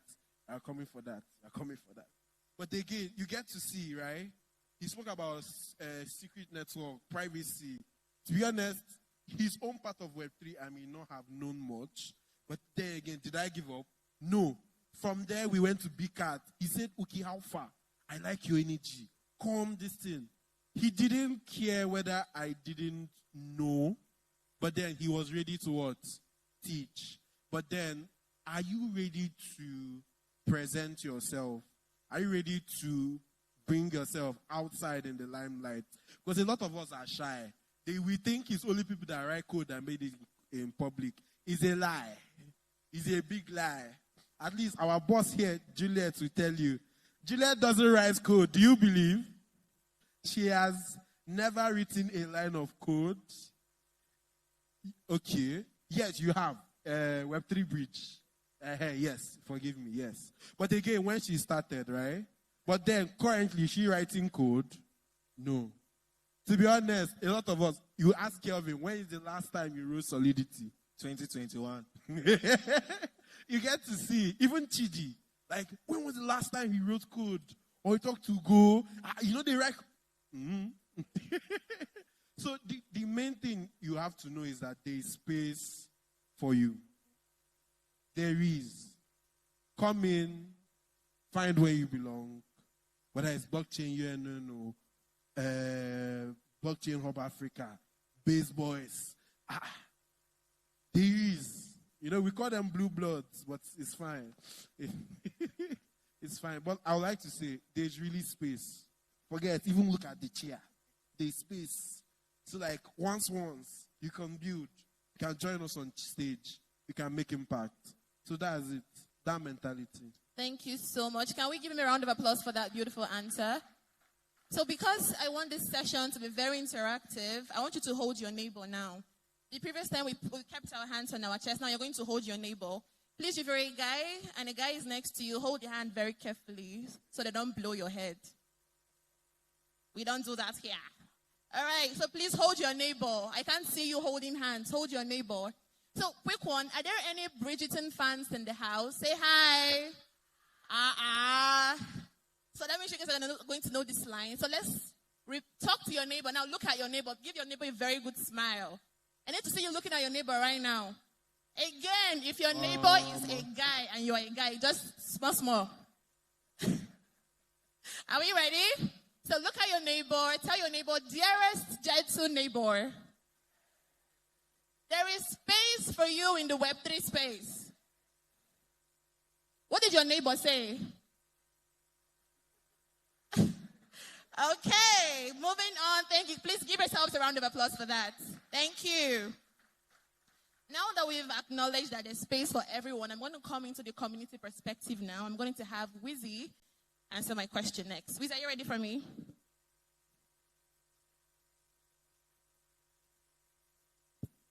Yeah, I'm ready for Awesome. So now we have lots of Web3 communities existing currently that do different things, but most likely having to, do the job of spreading the adoption of the knowledge of the Web3, blockchain, cryptocurrency, and the rest. So would you say that these Web3 communities in Enugu are working together to achieve the general goal of getting a lot of persons informed about the Web3, or are they doing their own things individually, all because we want, it's one thing to have a brand, let's say, for instance, Blockchain UNO or GIDA, and let's say I'm the founder of this, and because I founded it, I want the name of my organization or brand to go out there. So given this existence and individual communities, would you say we are collaborating together, or they're all doing their things in their own spaces just to put their name out there? What do you think?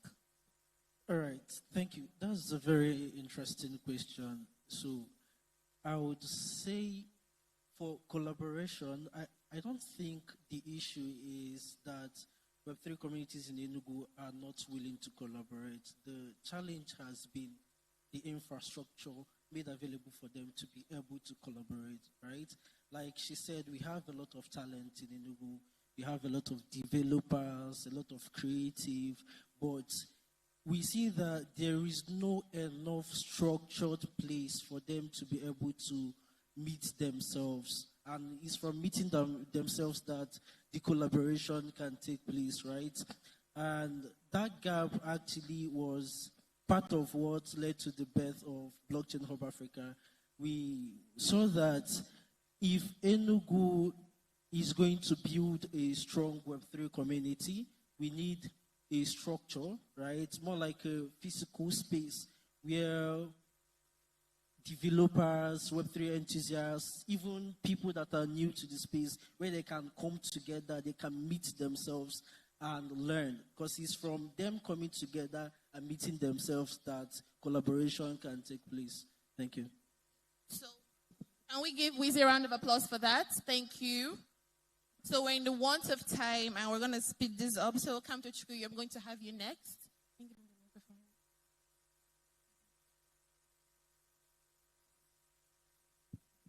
So what would you say real collaboration should look like between these Web3 communities in practical terms?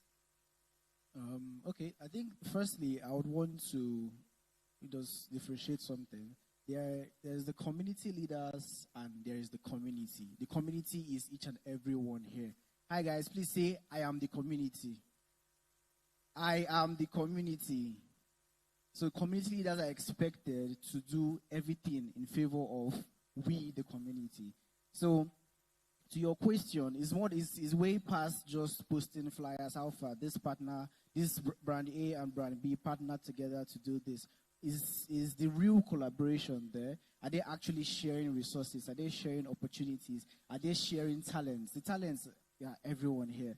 If you know this particular set of, because there are designer communities, there are developer communities, different phases. If you know these communities are sharing resources, they are sharing these opportunities, you would know that the collaboration will automatically be coming. Because you know fully well that community A is looking for developers in community B.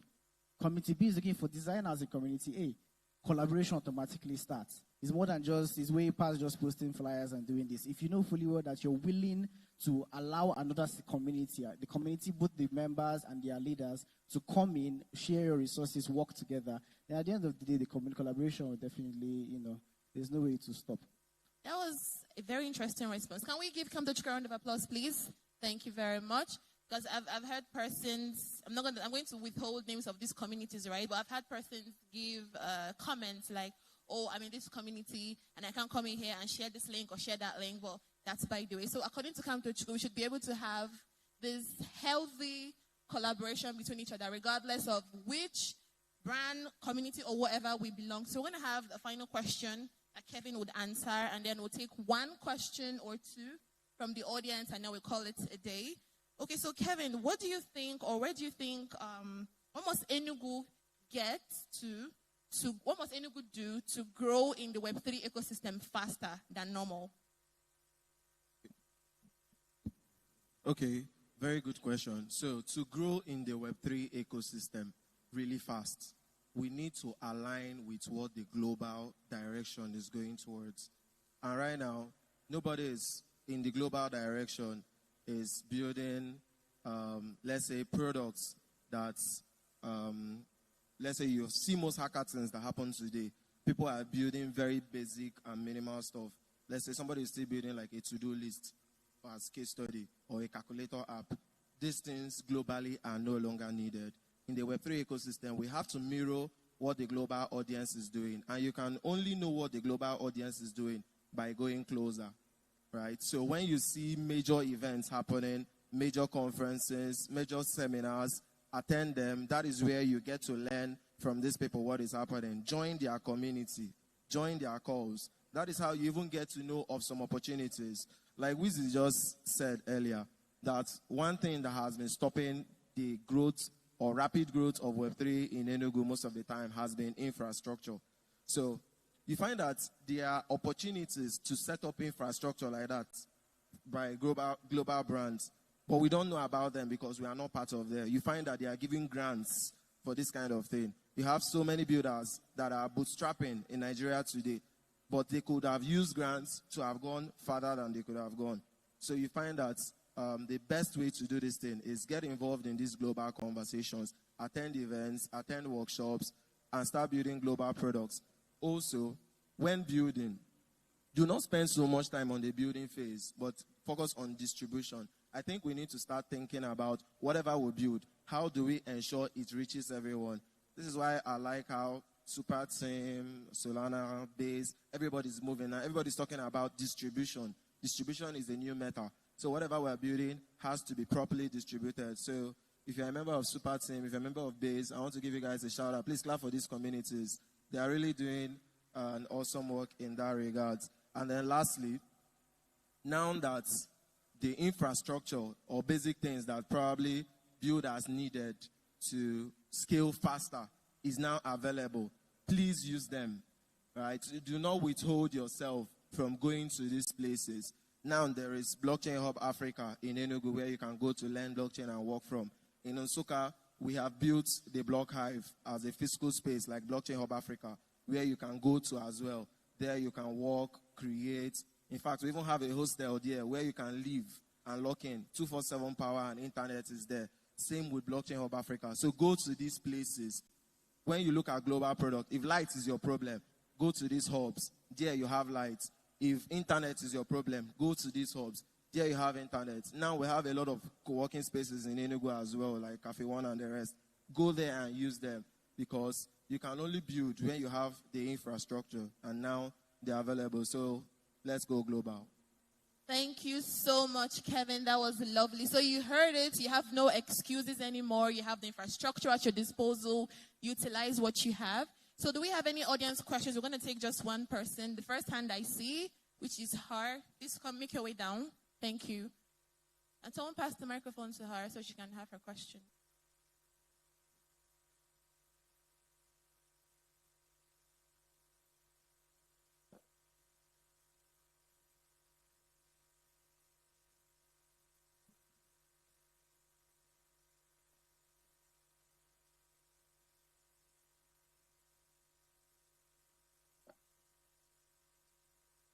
All right, good afternoon.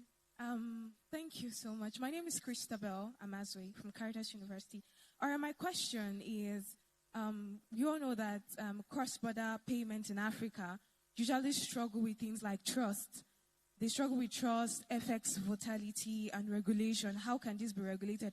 So my question is, how can blockchain solutions win user confidence without adding complexity for everyday businesses and individuals? Thank you. Okay, so let me just take that. When you come to the blockchain space, just relax. It's not a race, it's not this thing, but one of the first things you need to do is check what is, right? Because if you look at platforms like Bybit, right? Bybit as of today, they are trying to be compliant. For every money you exchange, they actually tax. For any money that is swapped in or swapped out, Bybit is regulated and they are what? Taxed. So that cross-border payment, that cross-border, and then there's Bybit Pay, there's Binance Pay, they are all compliant. But one of the most important things is that you have to do your research because when you come to applications, the apps that are being built, right? You're with us, right? The apps, applications that are being built, you kind of see, even like using Azza on Base, right? Simple, WhatsApp, text, param, use Zend, Extend, they are the boot. When you use when you use Zempa, Extend, they are the boot currently. You get to see just by texting of WhatsApp, someone from abroad can actually make payment to you in Naira, and you get it actually inside your bank account. look at applications like onboard this application. So you have to come, look at the space, what is presentable, because I would say that even right here in this room, people are building to what? Solve that problem. And the sweetest thing about blockchain is transparency, right? So if your money is going somewhere else, that is the very thing you see, right? You see chains stepping down, stopping spam chains, killing this thing, even having so bad to stop their blockchain just to secure your funds. So I would say when it comes to trust, right, it takes research. Two, you have to look at the applications that are available in this space. But if it's in trust, I would say Africans, Nigerians, even here in Enugu, communities like Base, communities like Gida, they have community members that are actually building infrastructure that enables this, where someone in China can confidently pay someone in Nigeria, zero stress, zero wahala. Thank you very much. Thank you so much, Mary Chuku. And with this, we've come to the end of this panel. And if you didn't learn anything, just take one thing home. Please build in public. Thank you so much. Yeah, a quick photo with the moderator and the rest of the panelists. Please, another round of applause for them. Chicha Taram and the host of the team. Kevin, Juliet, Wisdom, Kamto Chuku, and Mary Chuku. There's a lot of Chuku in all their names. So, Tinaka Indima, isn't it?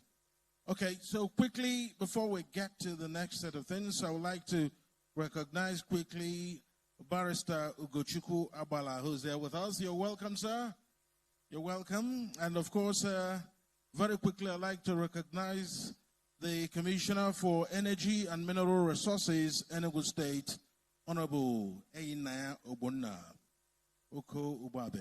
You're welcome. And very quickly, I'd like to invite to speak to us for just 5 minutes, Omokorede Amond, Senior Product Manager of eTransact. He will be speaking on new product and developer program launch. Put your hands together for him as he makes his way up here to talk to us for 5 minutes. Please, can we have that applause as he makes his way here?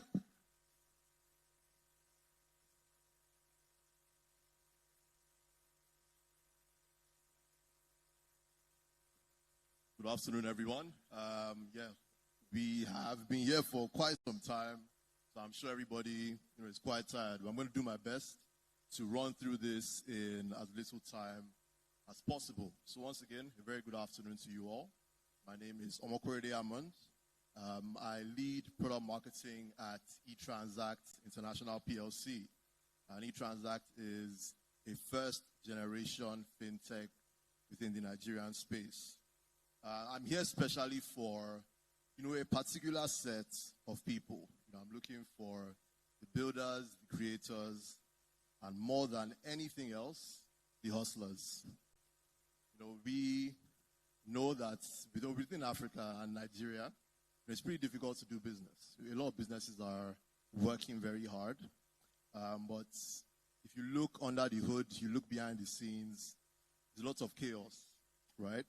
And that then leads to, very complex operations. We see payments in one app, we see inventory in another app, and their customers are scattered across social media platforms. Anybody who runs a business online these days can relate to the struggle. And because of that, it's now more difficult to scale your business, simply because everything is literally all over the place. And people are not scaling, not because of a lack of ambition, but just simply because the infrastructure is not there. And it is because of the understanding of that problem that we at eTransact have developed a new product called Credible. And Credible is essentially a complete operating system for African businesses. So I hope the media team can help, cue the video, a very short video that we put together to let you know what the product can do. Media, can I get some help here? It's a 1-minute video.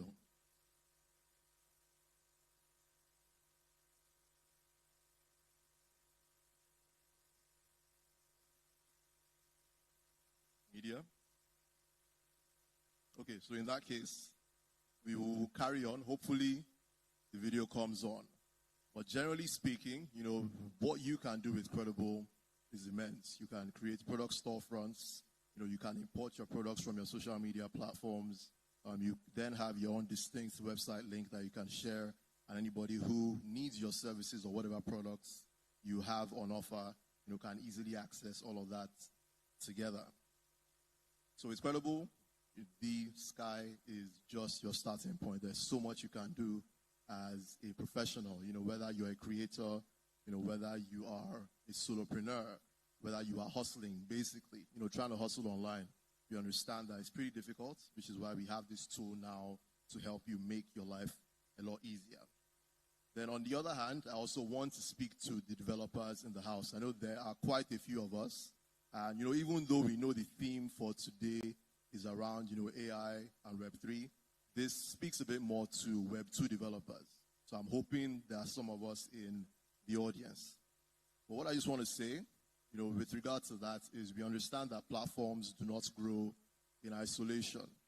That is where the need for ecosystems comes to play. And because of this, we are launching the Credo Developer Program, which essentially creates an avenue for you as a developer to not only connect payments to your existing projects, but also to start earning. If you ask a lot of wealthy individuals, they will tell you that it's passive income that actually helps them become truly wealthy. Your active income can make you rich, but true wealth lies in the power of compounding, which is where your passive income is doing the work for you while you are asleep.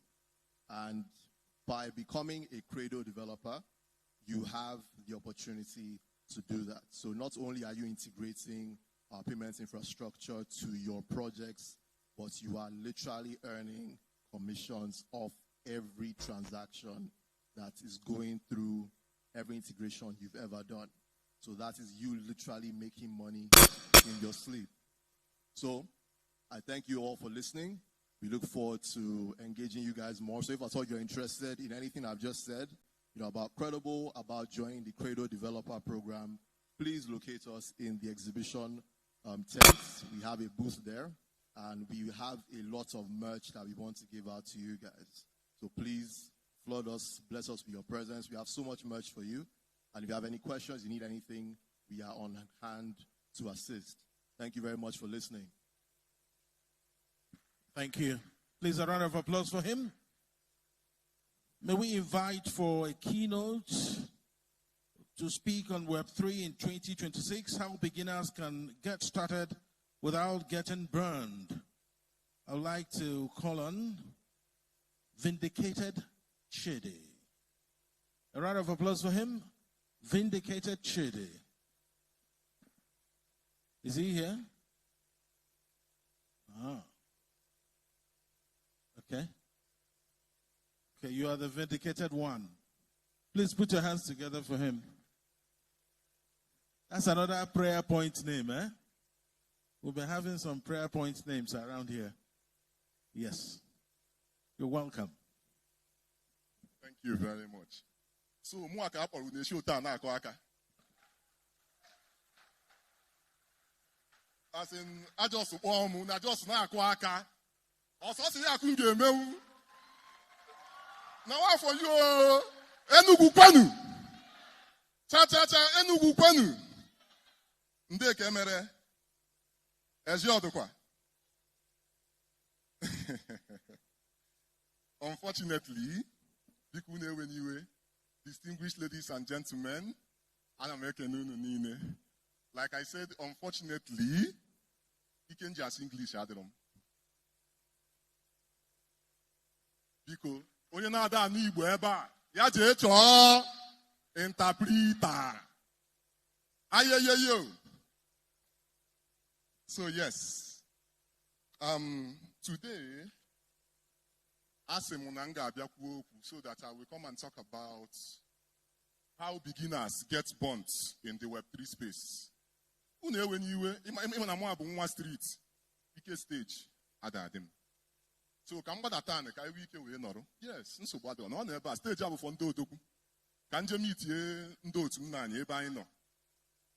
So yes, I the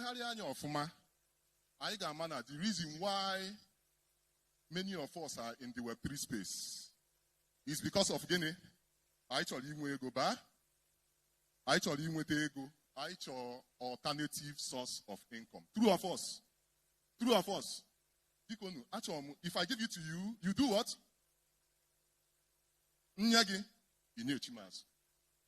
So, EIG way Batana Web3 space is because of Guinea. We need money, right? And it is not a bad thing to want to get money. True of us. Mana, there is something wrong. There is something going on. And many of you have been misguided because of some elements in the society. What do I mean by that? If I hear your TikTok, tomorrow time you go obule.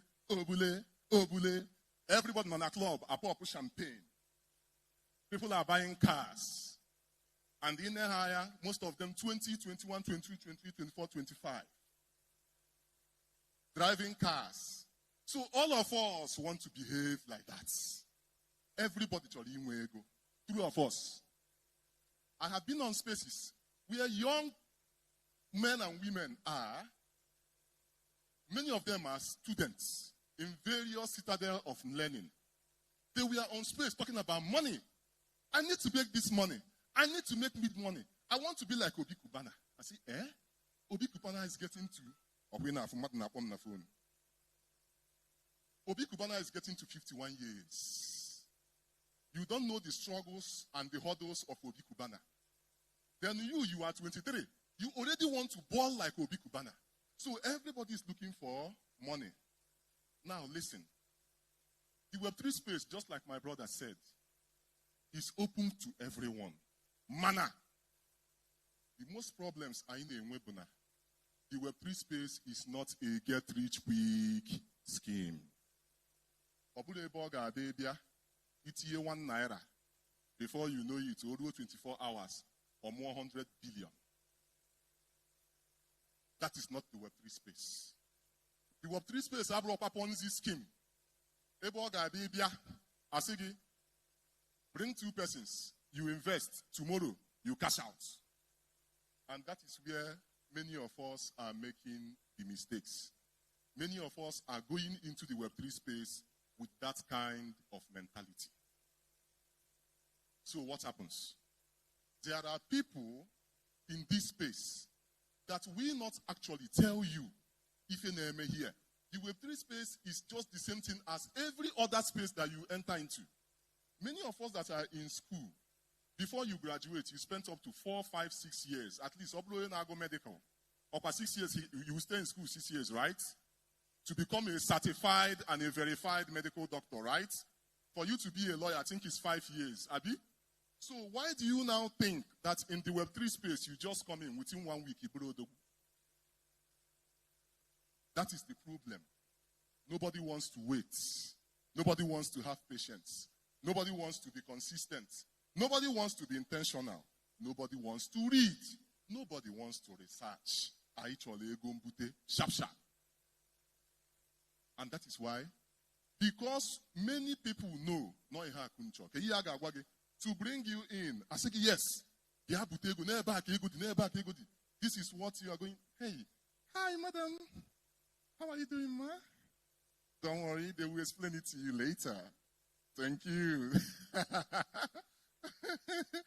Okay. So, we come into the Web3 space, right? If somebody wants to bring you in, come and do this thing. You are going to make money. Now, you have that ideology that if I do this thing, money is going to come. So you don't even know what you are doing. So you are saying,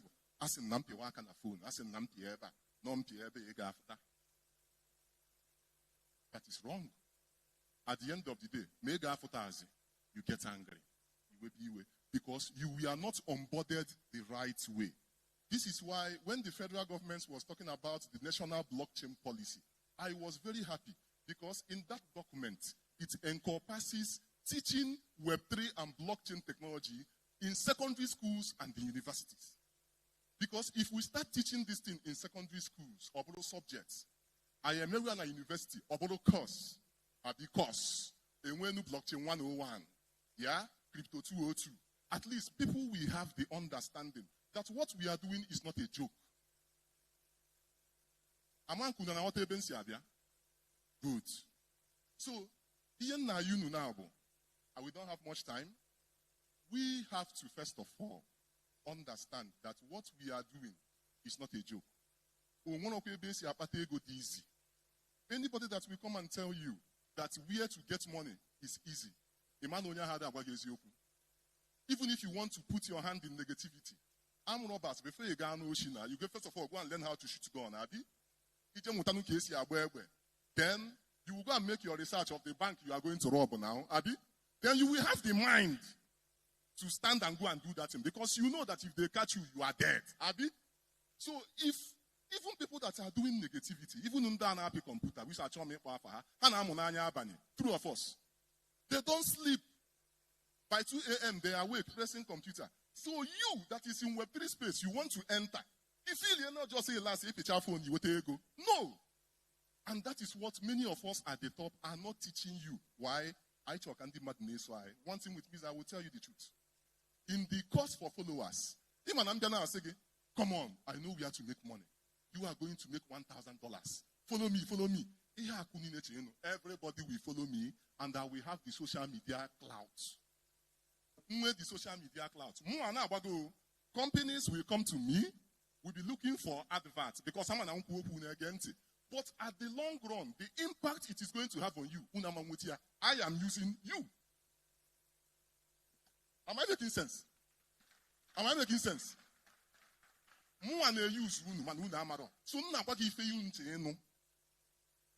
So, brothers and sisters, the Web3 space, we don't play here. There are many of you that will come here. That is why, distinguished ladies and gentlemen, for you to first of all come here and make waves, I normally tell people, you will look at the long term. Long term. Long term. What is long term? Long term can be 5 to 10. So do you rather prefer to get money and it lasts for 3 days or 4 days? Or do you want something that can last for a lifetime? So if you want something that will last for a lifetime, how old are you? How old are you? Obi is 51 years old. He's in his chapter 40 or chapter 50. Go back and read chapter 1. It is the Obi Kubana. It will be chapter 2. It will be chapter 3. Because of ifin after social media. So distinguished colleagues, a garden Web 3, yes. Many of you are here. There is money here. But then, you have to prioritize knowledge. I keep saying it. You must learn before you earn.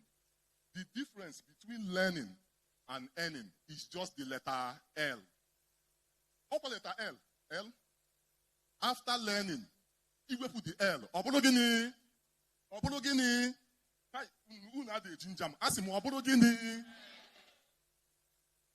So what are you guys going to do? How to come in? There is something called low risk investment in the crypto space. Lower risk as a beginner. And that lower risk, if I'm happy about airdrop, if I'm happy about getting, yes. As a beginner, try as much as possible. You must have a Twitter account. How many of you have a Twitter account here? How many of you? How many of you? Good. You must have a Twitter account. Now, that Twitter account that you have is not where you come and you'll be following Davido versus Wizkid. Two of them are fighting. B-Lord versus VDM. As in a day, you are wasting your time. Tell yourself, I will never engage in an unproductive activity. I'm not hearing you. In a Piaka. Let me give you guys an example of what I'm saying. Do you know that there is a place in your phone that is called screen time? Screen time, Emma. If you go there, just what I'm saying is, after this event, when you go home, check your screen time. Screen time, kede app you na-egbukali oge na your phone. Ọ bụrụ na your screen time bụ na TikTok, and the one we gives you ọ bụrụ na that TikTok, ihe na-ekiri ebe ahụ bụ challenge. Then I catch a cruise. You spend out of 24 hours, you are spending 8 hours na TikTok doing unproductive stuff. Tell yourself the truth. Wepia, it's not helping you.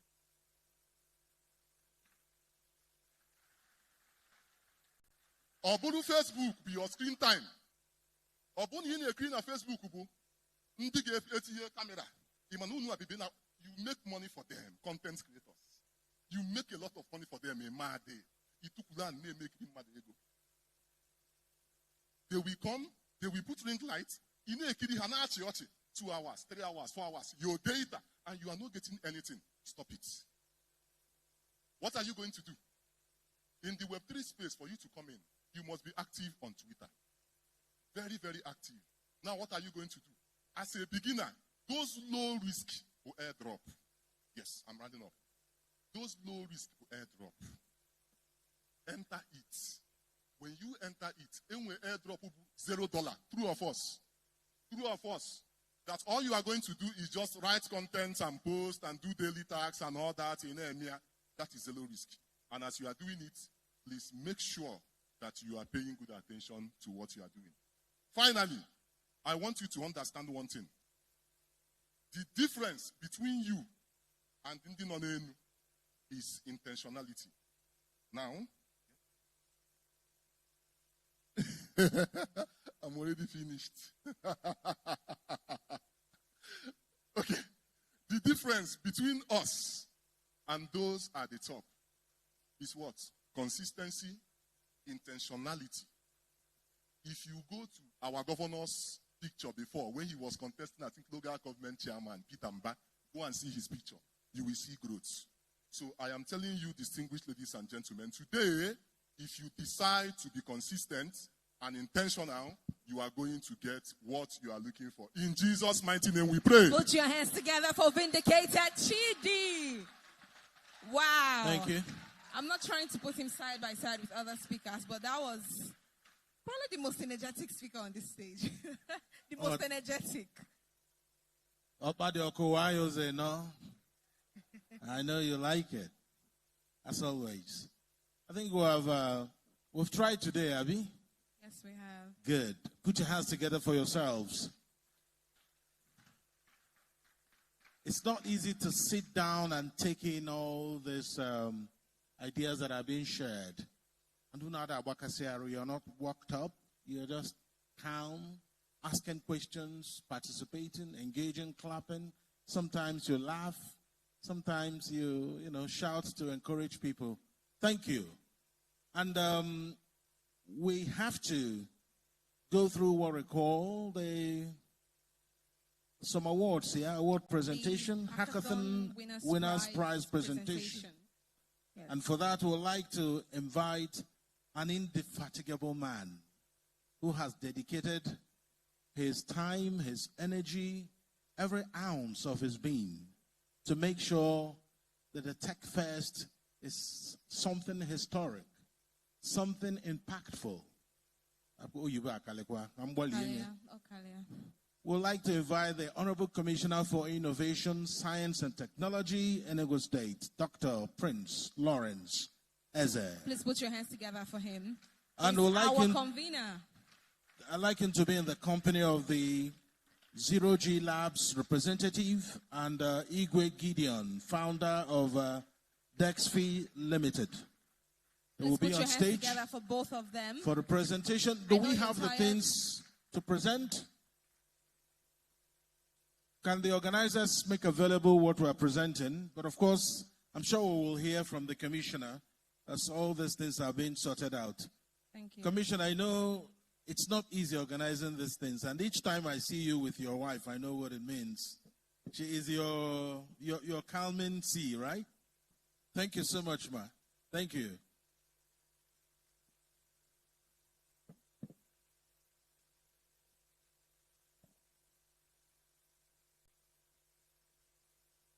Do we have life in this house who have been educating us, in one tech skill or another, one tech knowledge or another?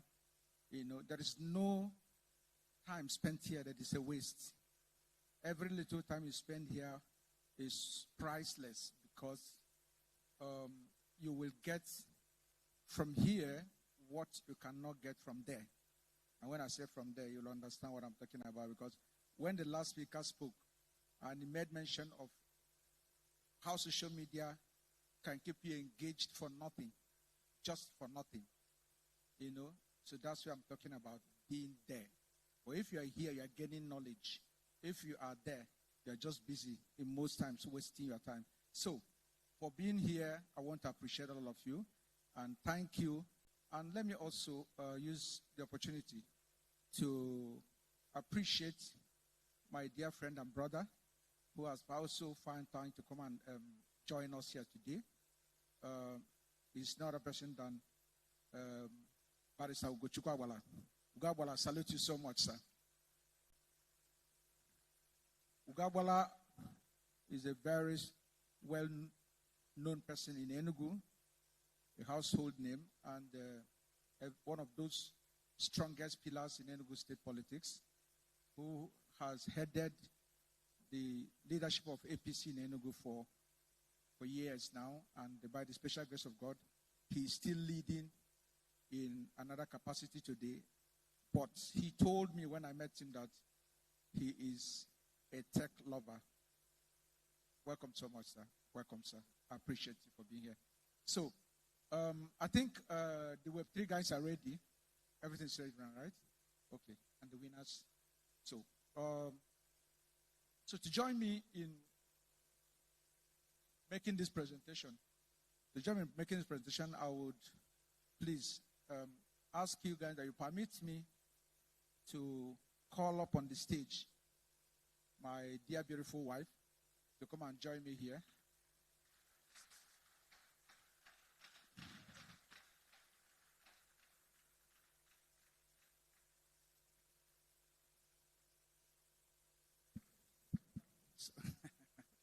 So, I also would like to also join me on the stage my very good friend who came in from Port Harcourt this morning because of this event, Dr. Adamu Mutairo. Dr. Adamu Mutairo, please join us on the stage. Very good. So, I would equally like my chairman to join us. But it's a good job, please, sir. Kindly come and join us, sir. It's a presentation I want to have.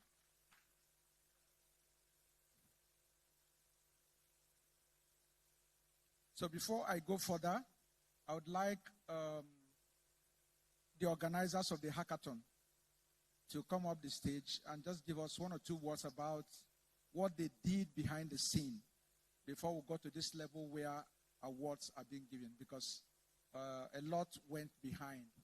But today now, we are giving awards to those out of the so many that actually participated that ended up winning, I think, first, second, and third. So I will invite Emmanuel Nwankwo to come and give a little brief about the hackathon before the presentation. Thank you so much. Thank you so much, sir. Thank you very much. Thank you, sir. So we had a one-week sprint for the Web3 track hackathon. This is focused on just Web3 development that's built on chain. And then we had two online workshops, and then we had 3 days marathon sprint at Blockchain Hub Africa. We had builders from outside Enugu. In fact, one of the winners is one of the Web3 developers that came from Port Harcourt. That happened across just 7 days. But the physical building session was 3 days, physical build session. And it was intensive. In fact, from the hackathon, we spotted about 5 projects that we will incubate and then help them to scale. So with your permission, sir, I would like to welcome the third position on stage. And then after that, we'll call the second position and the first. So for the third position, After intense review, we're happy to announce Law Rich Vault as the third position in 2026 ETF Web3 Track Hackathon with a prize money of 500,000 naira. Please, Law Rich, if you're in the house, please come up the stage. Please be fast, please be fast, please be fast. And then for the second position,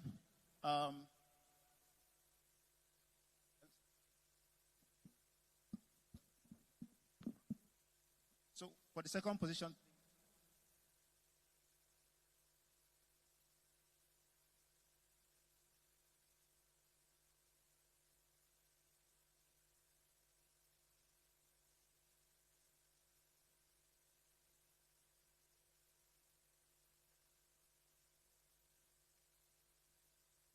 so the third position is Law Rich Vault. He built, this one.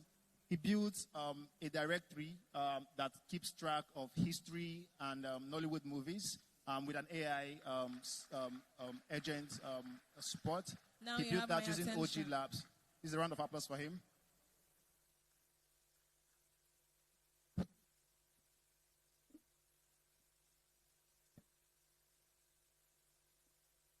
I should be in this picture though. Congratulations, congratulations. DJ, sound, please. Come on.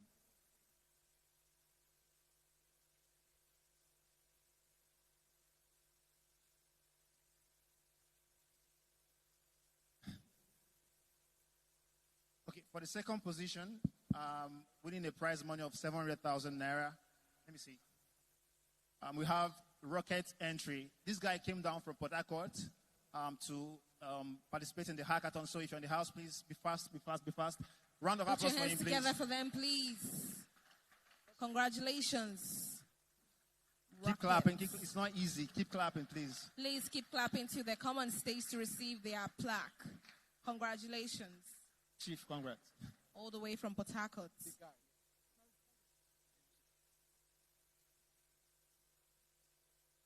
Stand up. Stand up. DJ, I don't know. I can sing though. For the champion.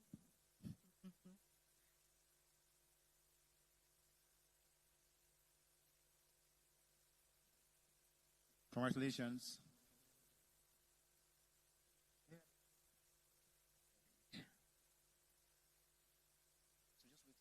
So for the top prize, our 2026 ETF Web3 Track Hackathon is urgently winning the prize money of 1 million naira. Please come up the stage. Ooh, please put your hands together.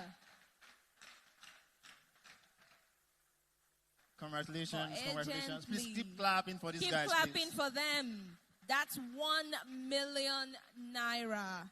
Congratulations Yes, both of them, yes. to Agently. He won last year, yes. Double congratulations to you. Congratulations. How does it feel to keep packing the money?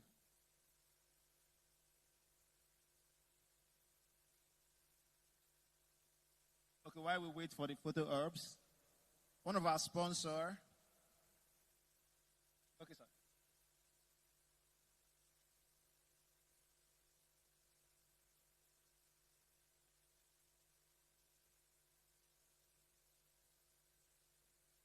So the three winners, please come together for a photo op to the commissioner, please. Join the honorable commissioner for pictures.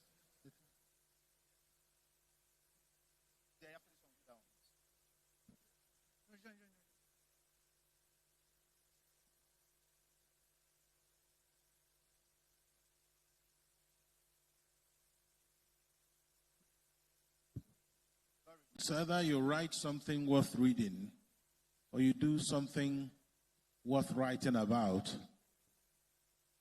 They are winning because they've done something. Congratulations to them. Put your hands together again, please. It's not easy.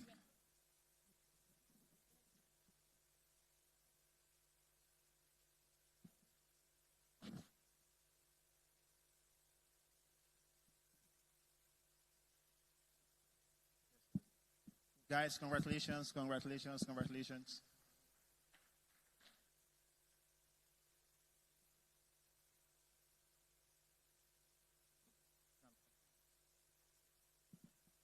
So we have one more surprise. You guys can.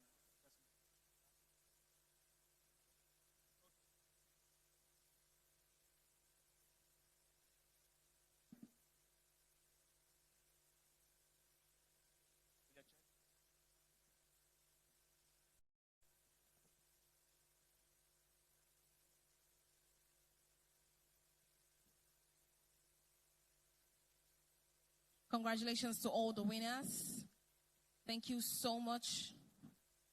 Okay, so one of our sponsor, he's been doing things this year for. I mean, one of our biggest sponsors has done a lot for ETF 2026. I want to invite Mr. Igwe, the CEO of DeFi, for a surprise prize money to overall winner of 2026 Web3 Hackathon. He'll be presenting a check of $1,000 to the first, put your hands to the winner together. of, to the overall winner of ETF 2026 Web3 Track Hackathon.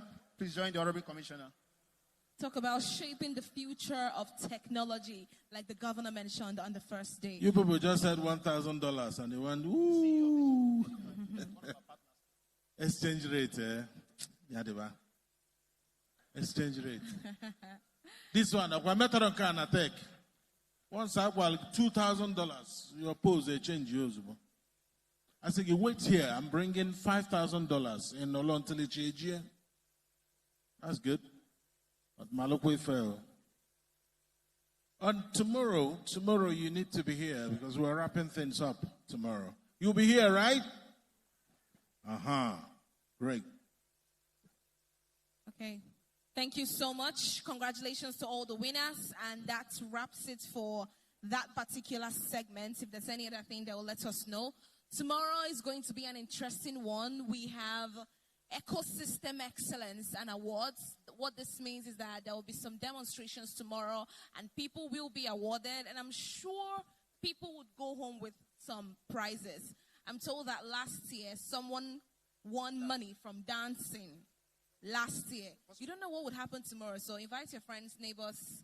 We could ask you to do something and you could win a whopping $1,000 again. And tomorrow, you know, between me and Nalo King, Sue can dance better. You don't want to see me dancing, right? All right, so tomorrow, okay, please, a quick picture. Yeah. With the winners too, I guess. Or they've done that already.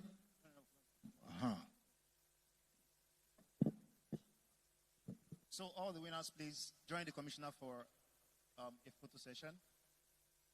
Urgently, rocket entry. Please join the commissioner.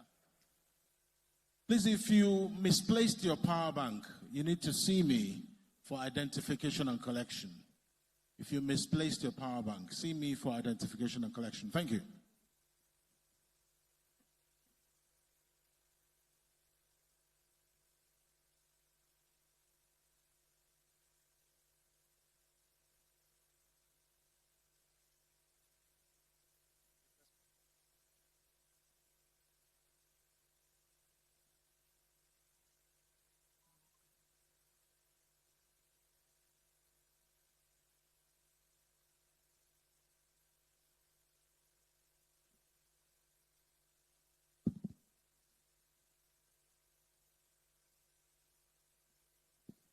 Please, the final set of pictures should happen so that we can wrap it up ASAP. Like I said, tomorrow is the final day for the Enugu Tech. Tomorrow is the final day for the Enugu Tech Fest 2026. It promises to be insightful. It promises to be rewarding. So come expectant. Come with your yard people. Come with your community members. Come with friends. Come with family. I was saying something before the picture session started. Last year, some people went home with prizes, and I think it was on the last day, someone went home with a whooping sum for dancing, just dancing. So you don't know what will become of you. Tomorrow we could finally recognize the speed networker for this particular Enugu Tech Fest 2026. We could also have a speed pitching session with investors in the room where you pitch your business idea in less than 1 minute, and who knows, you could walk on with something, or you have investors ready to, give money to your business, and you would do something with that. The idea for Enugu Tech Fest is not just to keep teaching you or telling you what to do, but it's also to provide avenues for you to be and do that thing you want to do, but also be strategic about it. It's moments like that that do those things. Please, let's celebrate the Commissioner for Science, Technology, and Innovation of Enugu State, Dr. Prince Lawrence Eze. Thank you so much. Okay.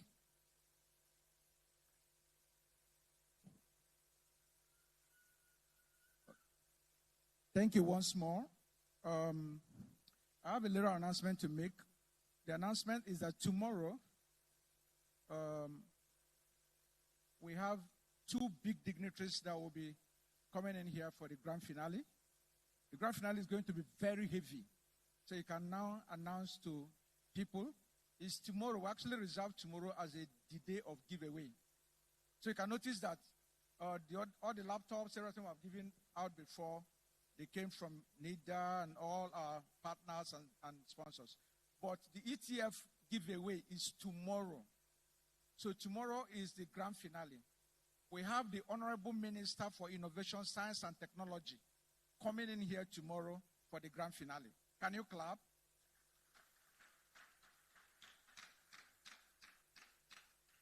Tomorrow we also have the Secretary to the Government of the Federation, the former governor of Benue State. He's also sending very high-power delegation that will be here tomorrow for the grand finale. So, tomorrow, please, I know we have very beautiful shirts and beautiful dresses, but we want everybody who has ETF shirts to put it on tomorrow, because the giveaway, we can't give away anything to anybody who is not having the shirt. Make sure that you wear that shirt. Don't worry. They say, how? Una go get, calm down. I just want to make sure that I encourage everyone who has that shirt to wear it tomorrow, please. Because we're going to be taking group photographs outside with them, all right? So if you have the shirt tomorrow, whichever color you have, make sure you wear it tomorrow. If you don't have, do not worry about that. But the only thing you cannot take part in is that group photograph. But every other giveaway, every other thing every other person will enjoy, you are 100% entitled to it. It don't make sense now? Very good. So it's on this note, I just want you to help me and spread this information. I don't want our big men to come here tomorrow and we don't have this hall filled to the capacity. The way it was filled on the first day, that's how I want this hall filled tomorrow, so that when they get back to Abuja, they will give the report, the right report to Mr. President. So that when the minister also comes, he also takes it back also to Abuja and tell them the amazing things that is happening in Enugu, in the Enugu tech ecosystem. So please, tomorrow, talk to your friends from now. Let them know that they have to be here tomorrow. It is on this very note that I want to bring today's session to a close. Thank you so much. I'm hoping to see all of you tomorrow. God bless you. Thank you so much. Thank you.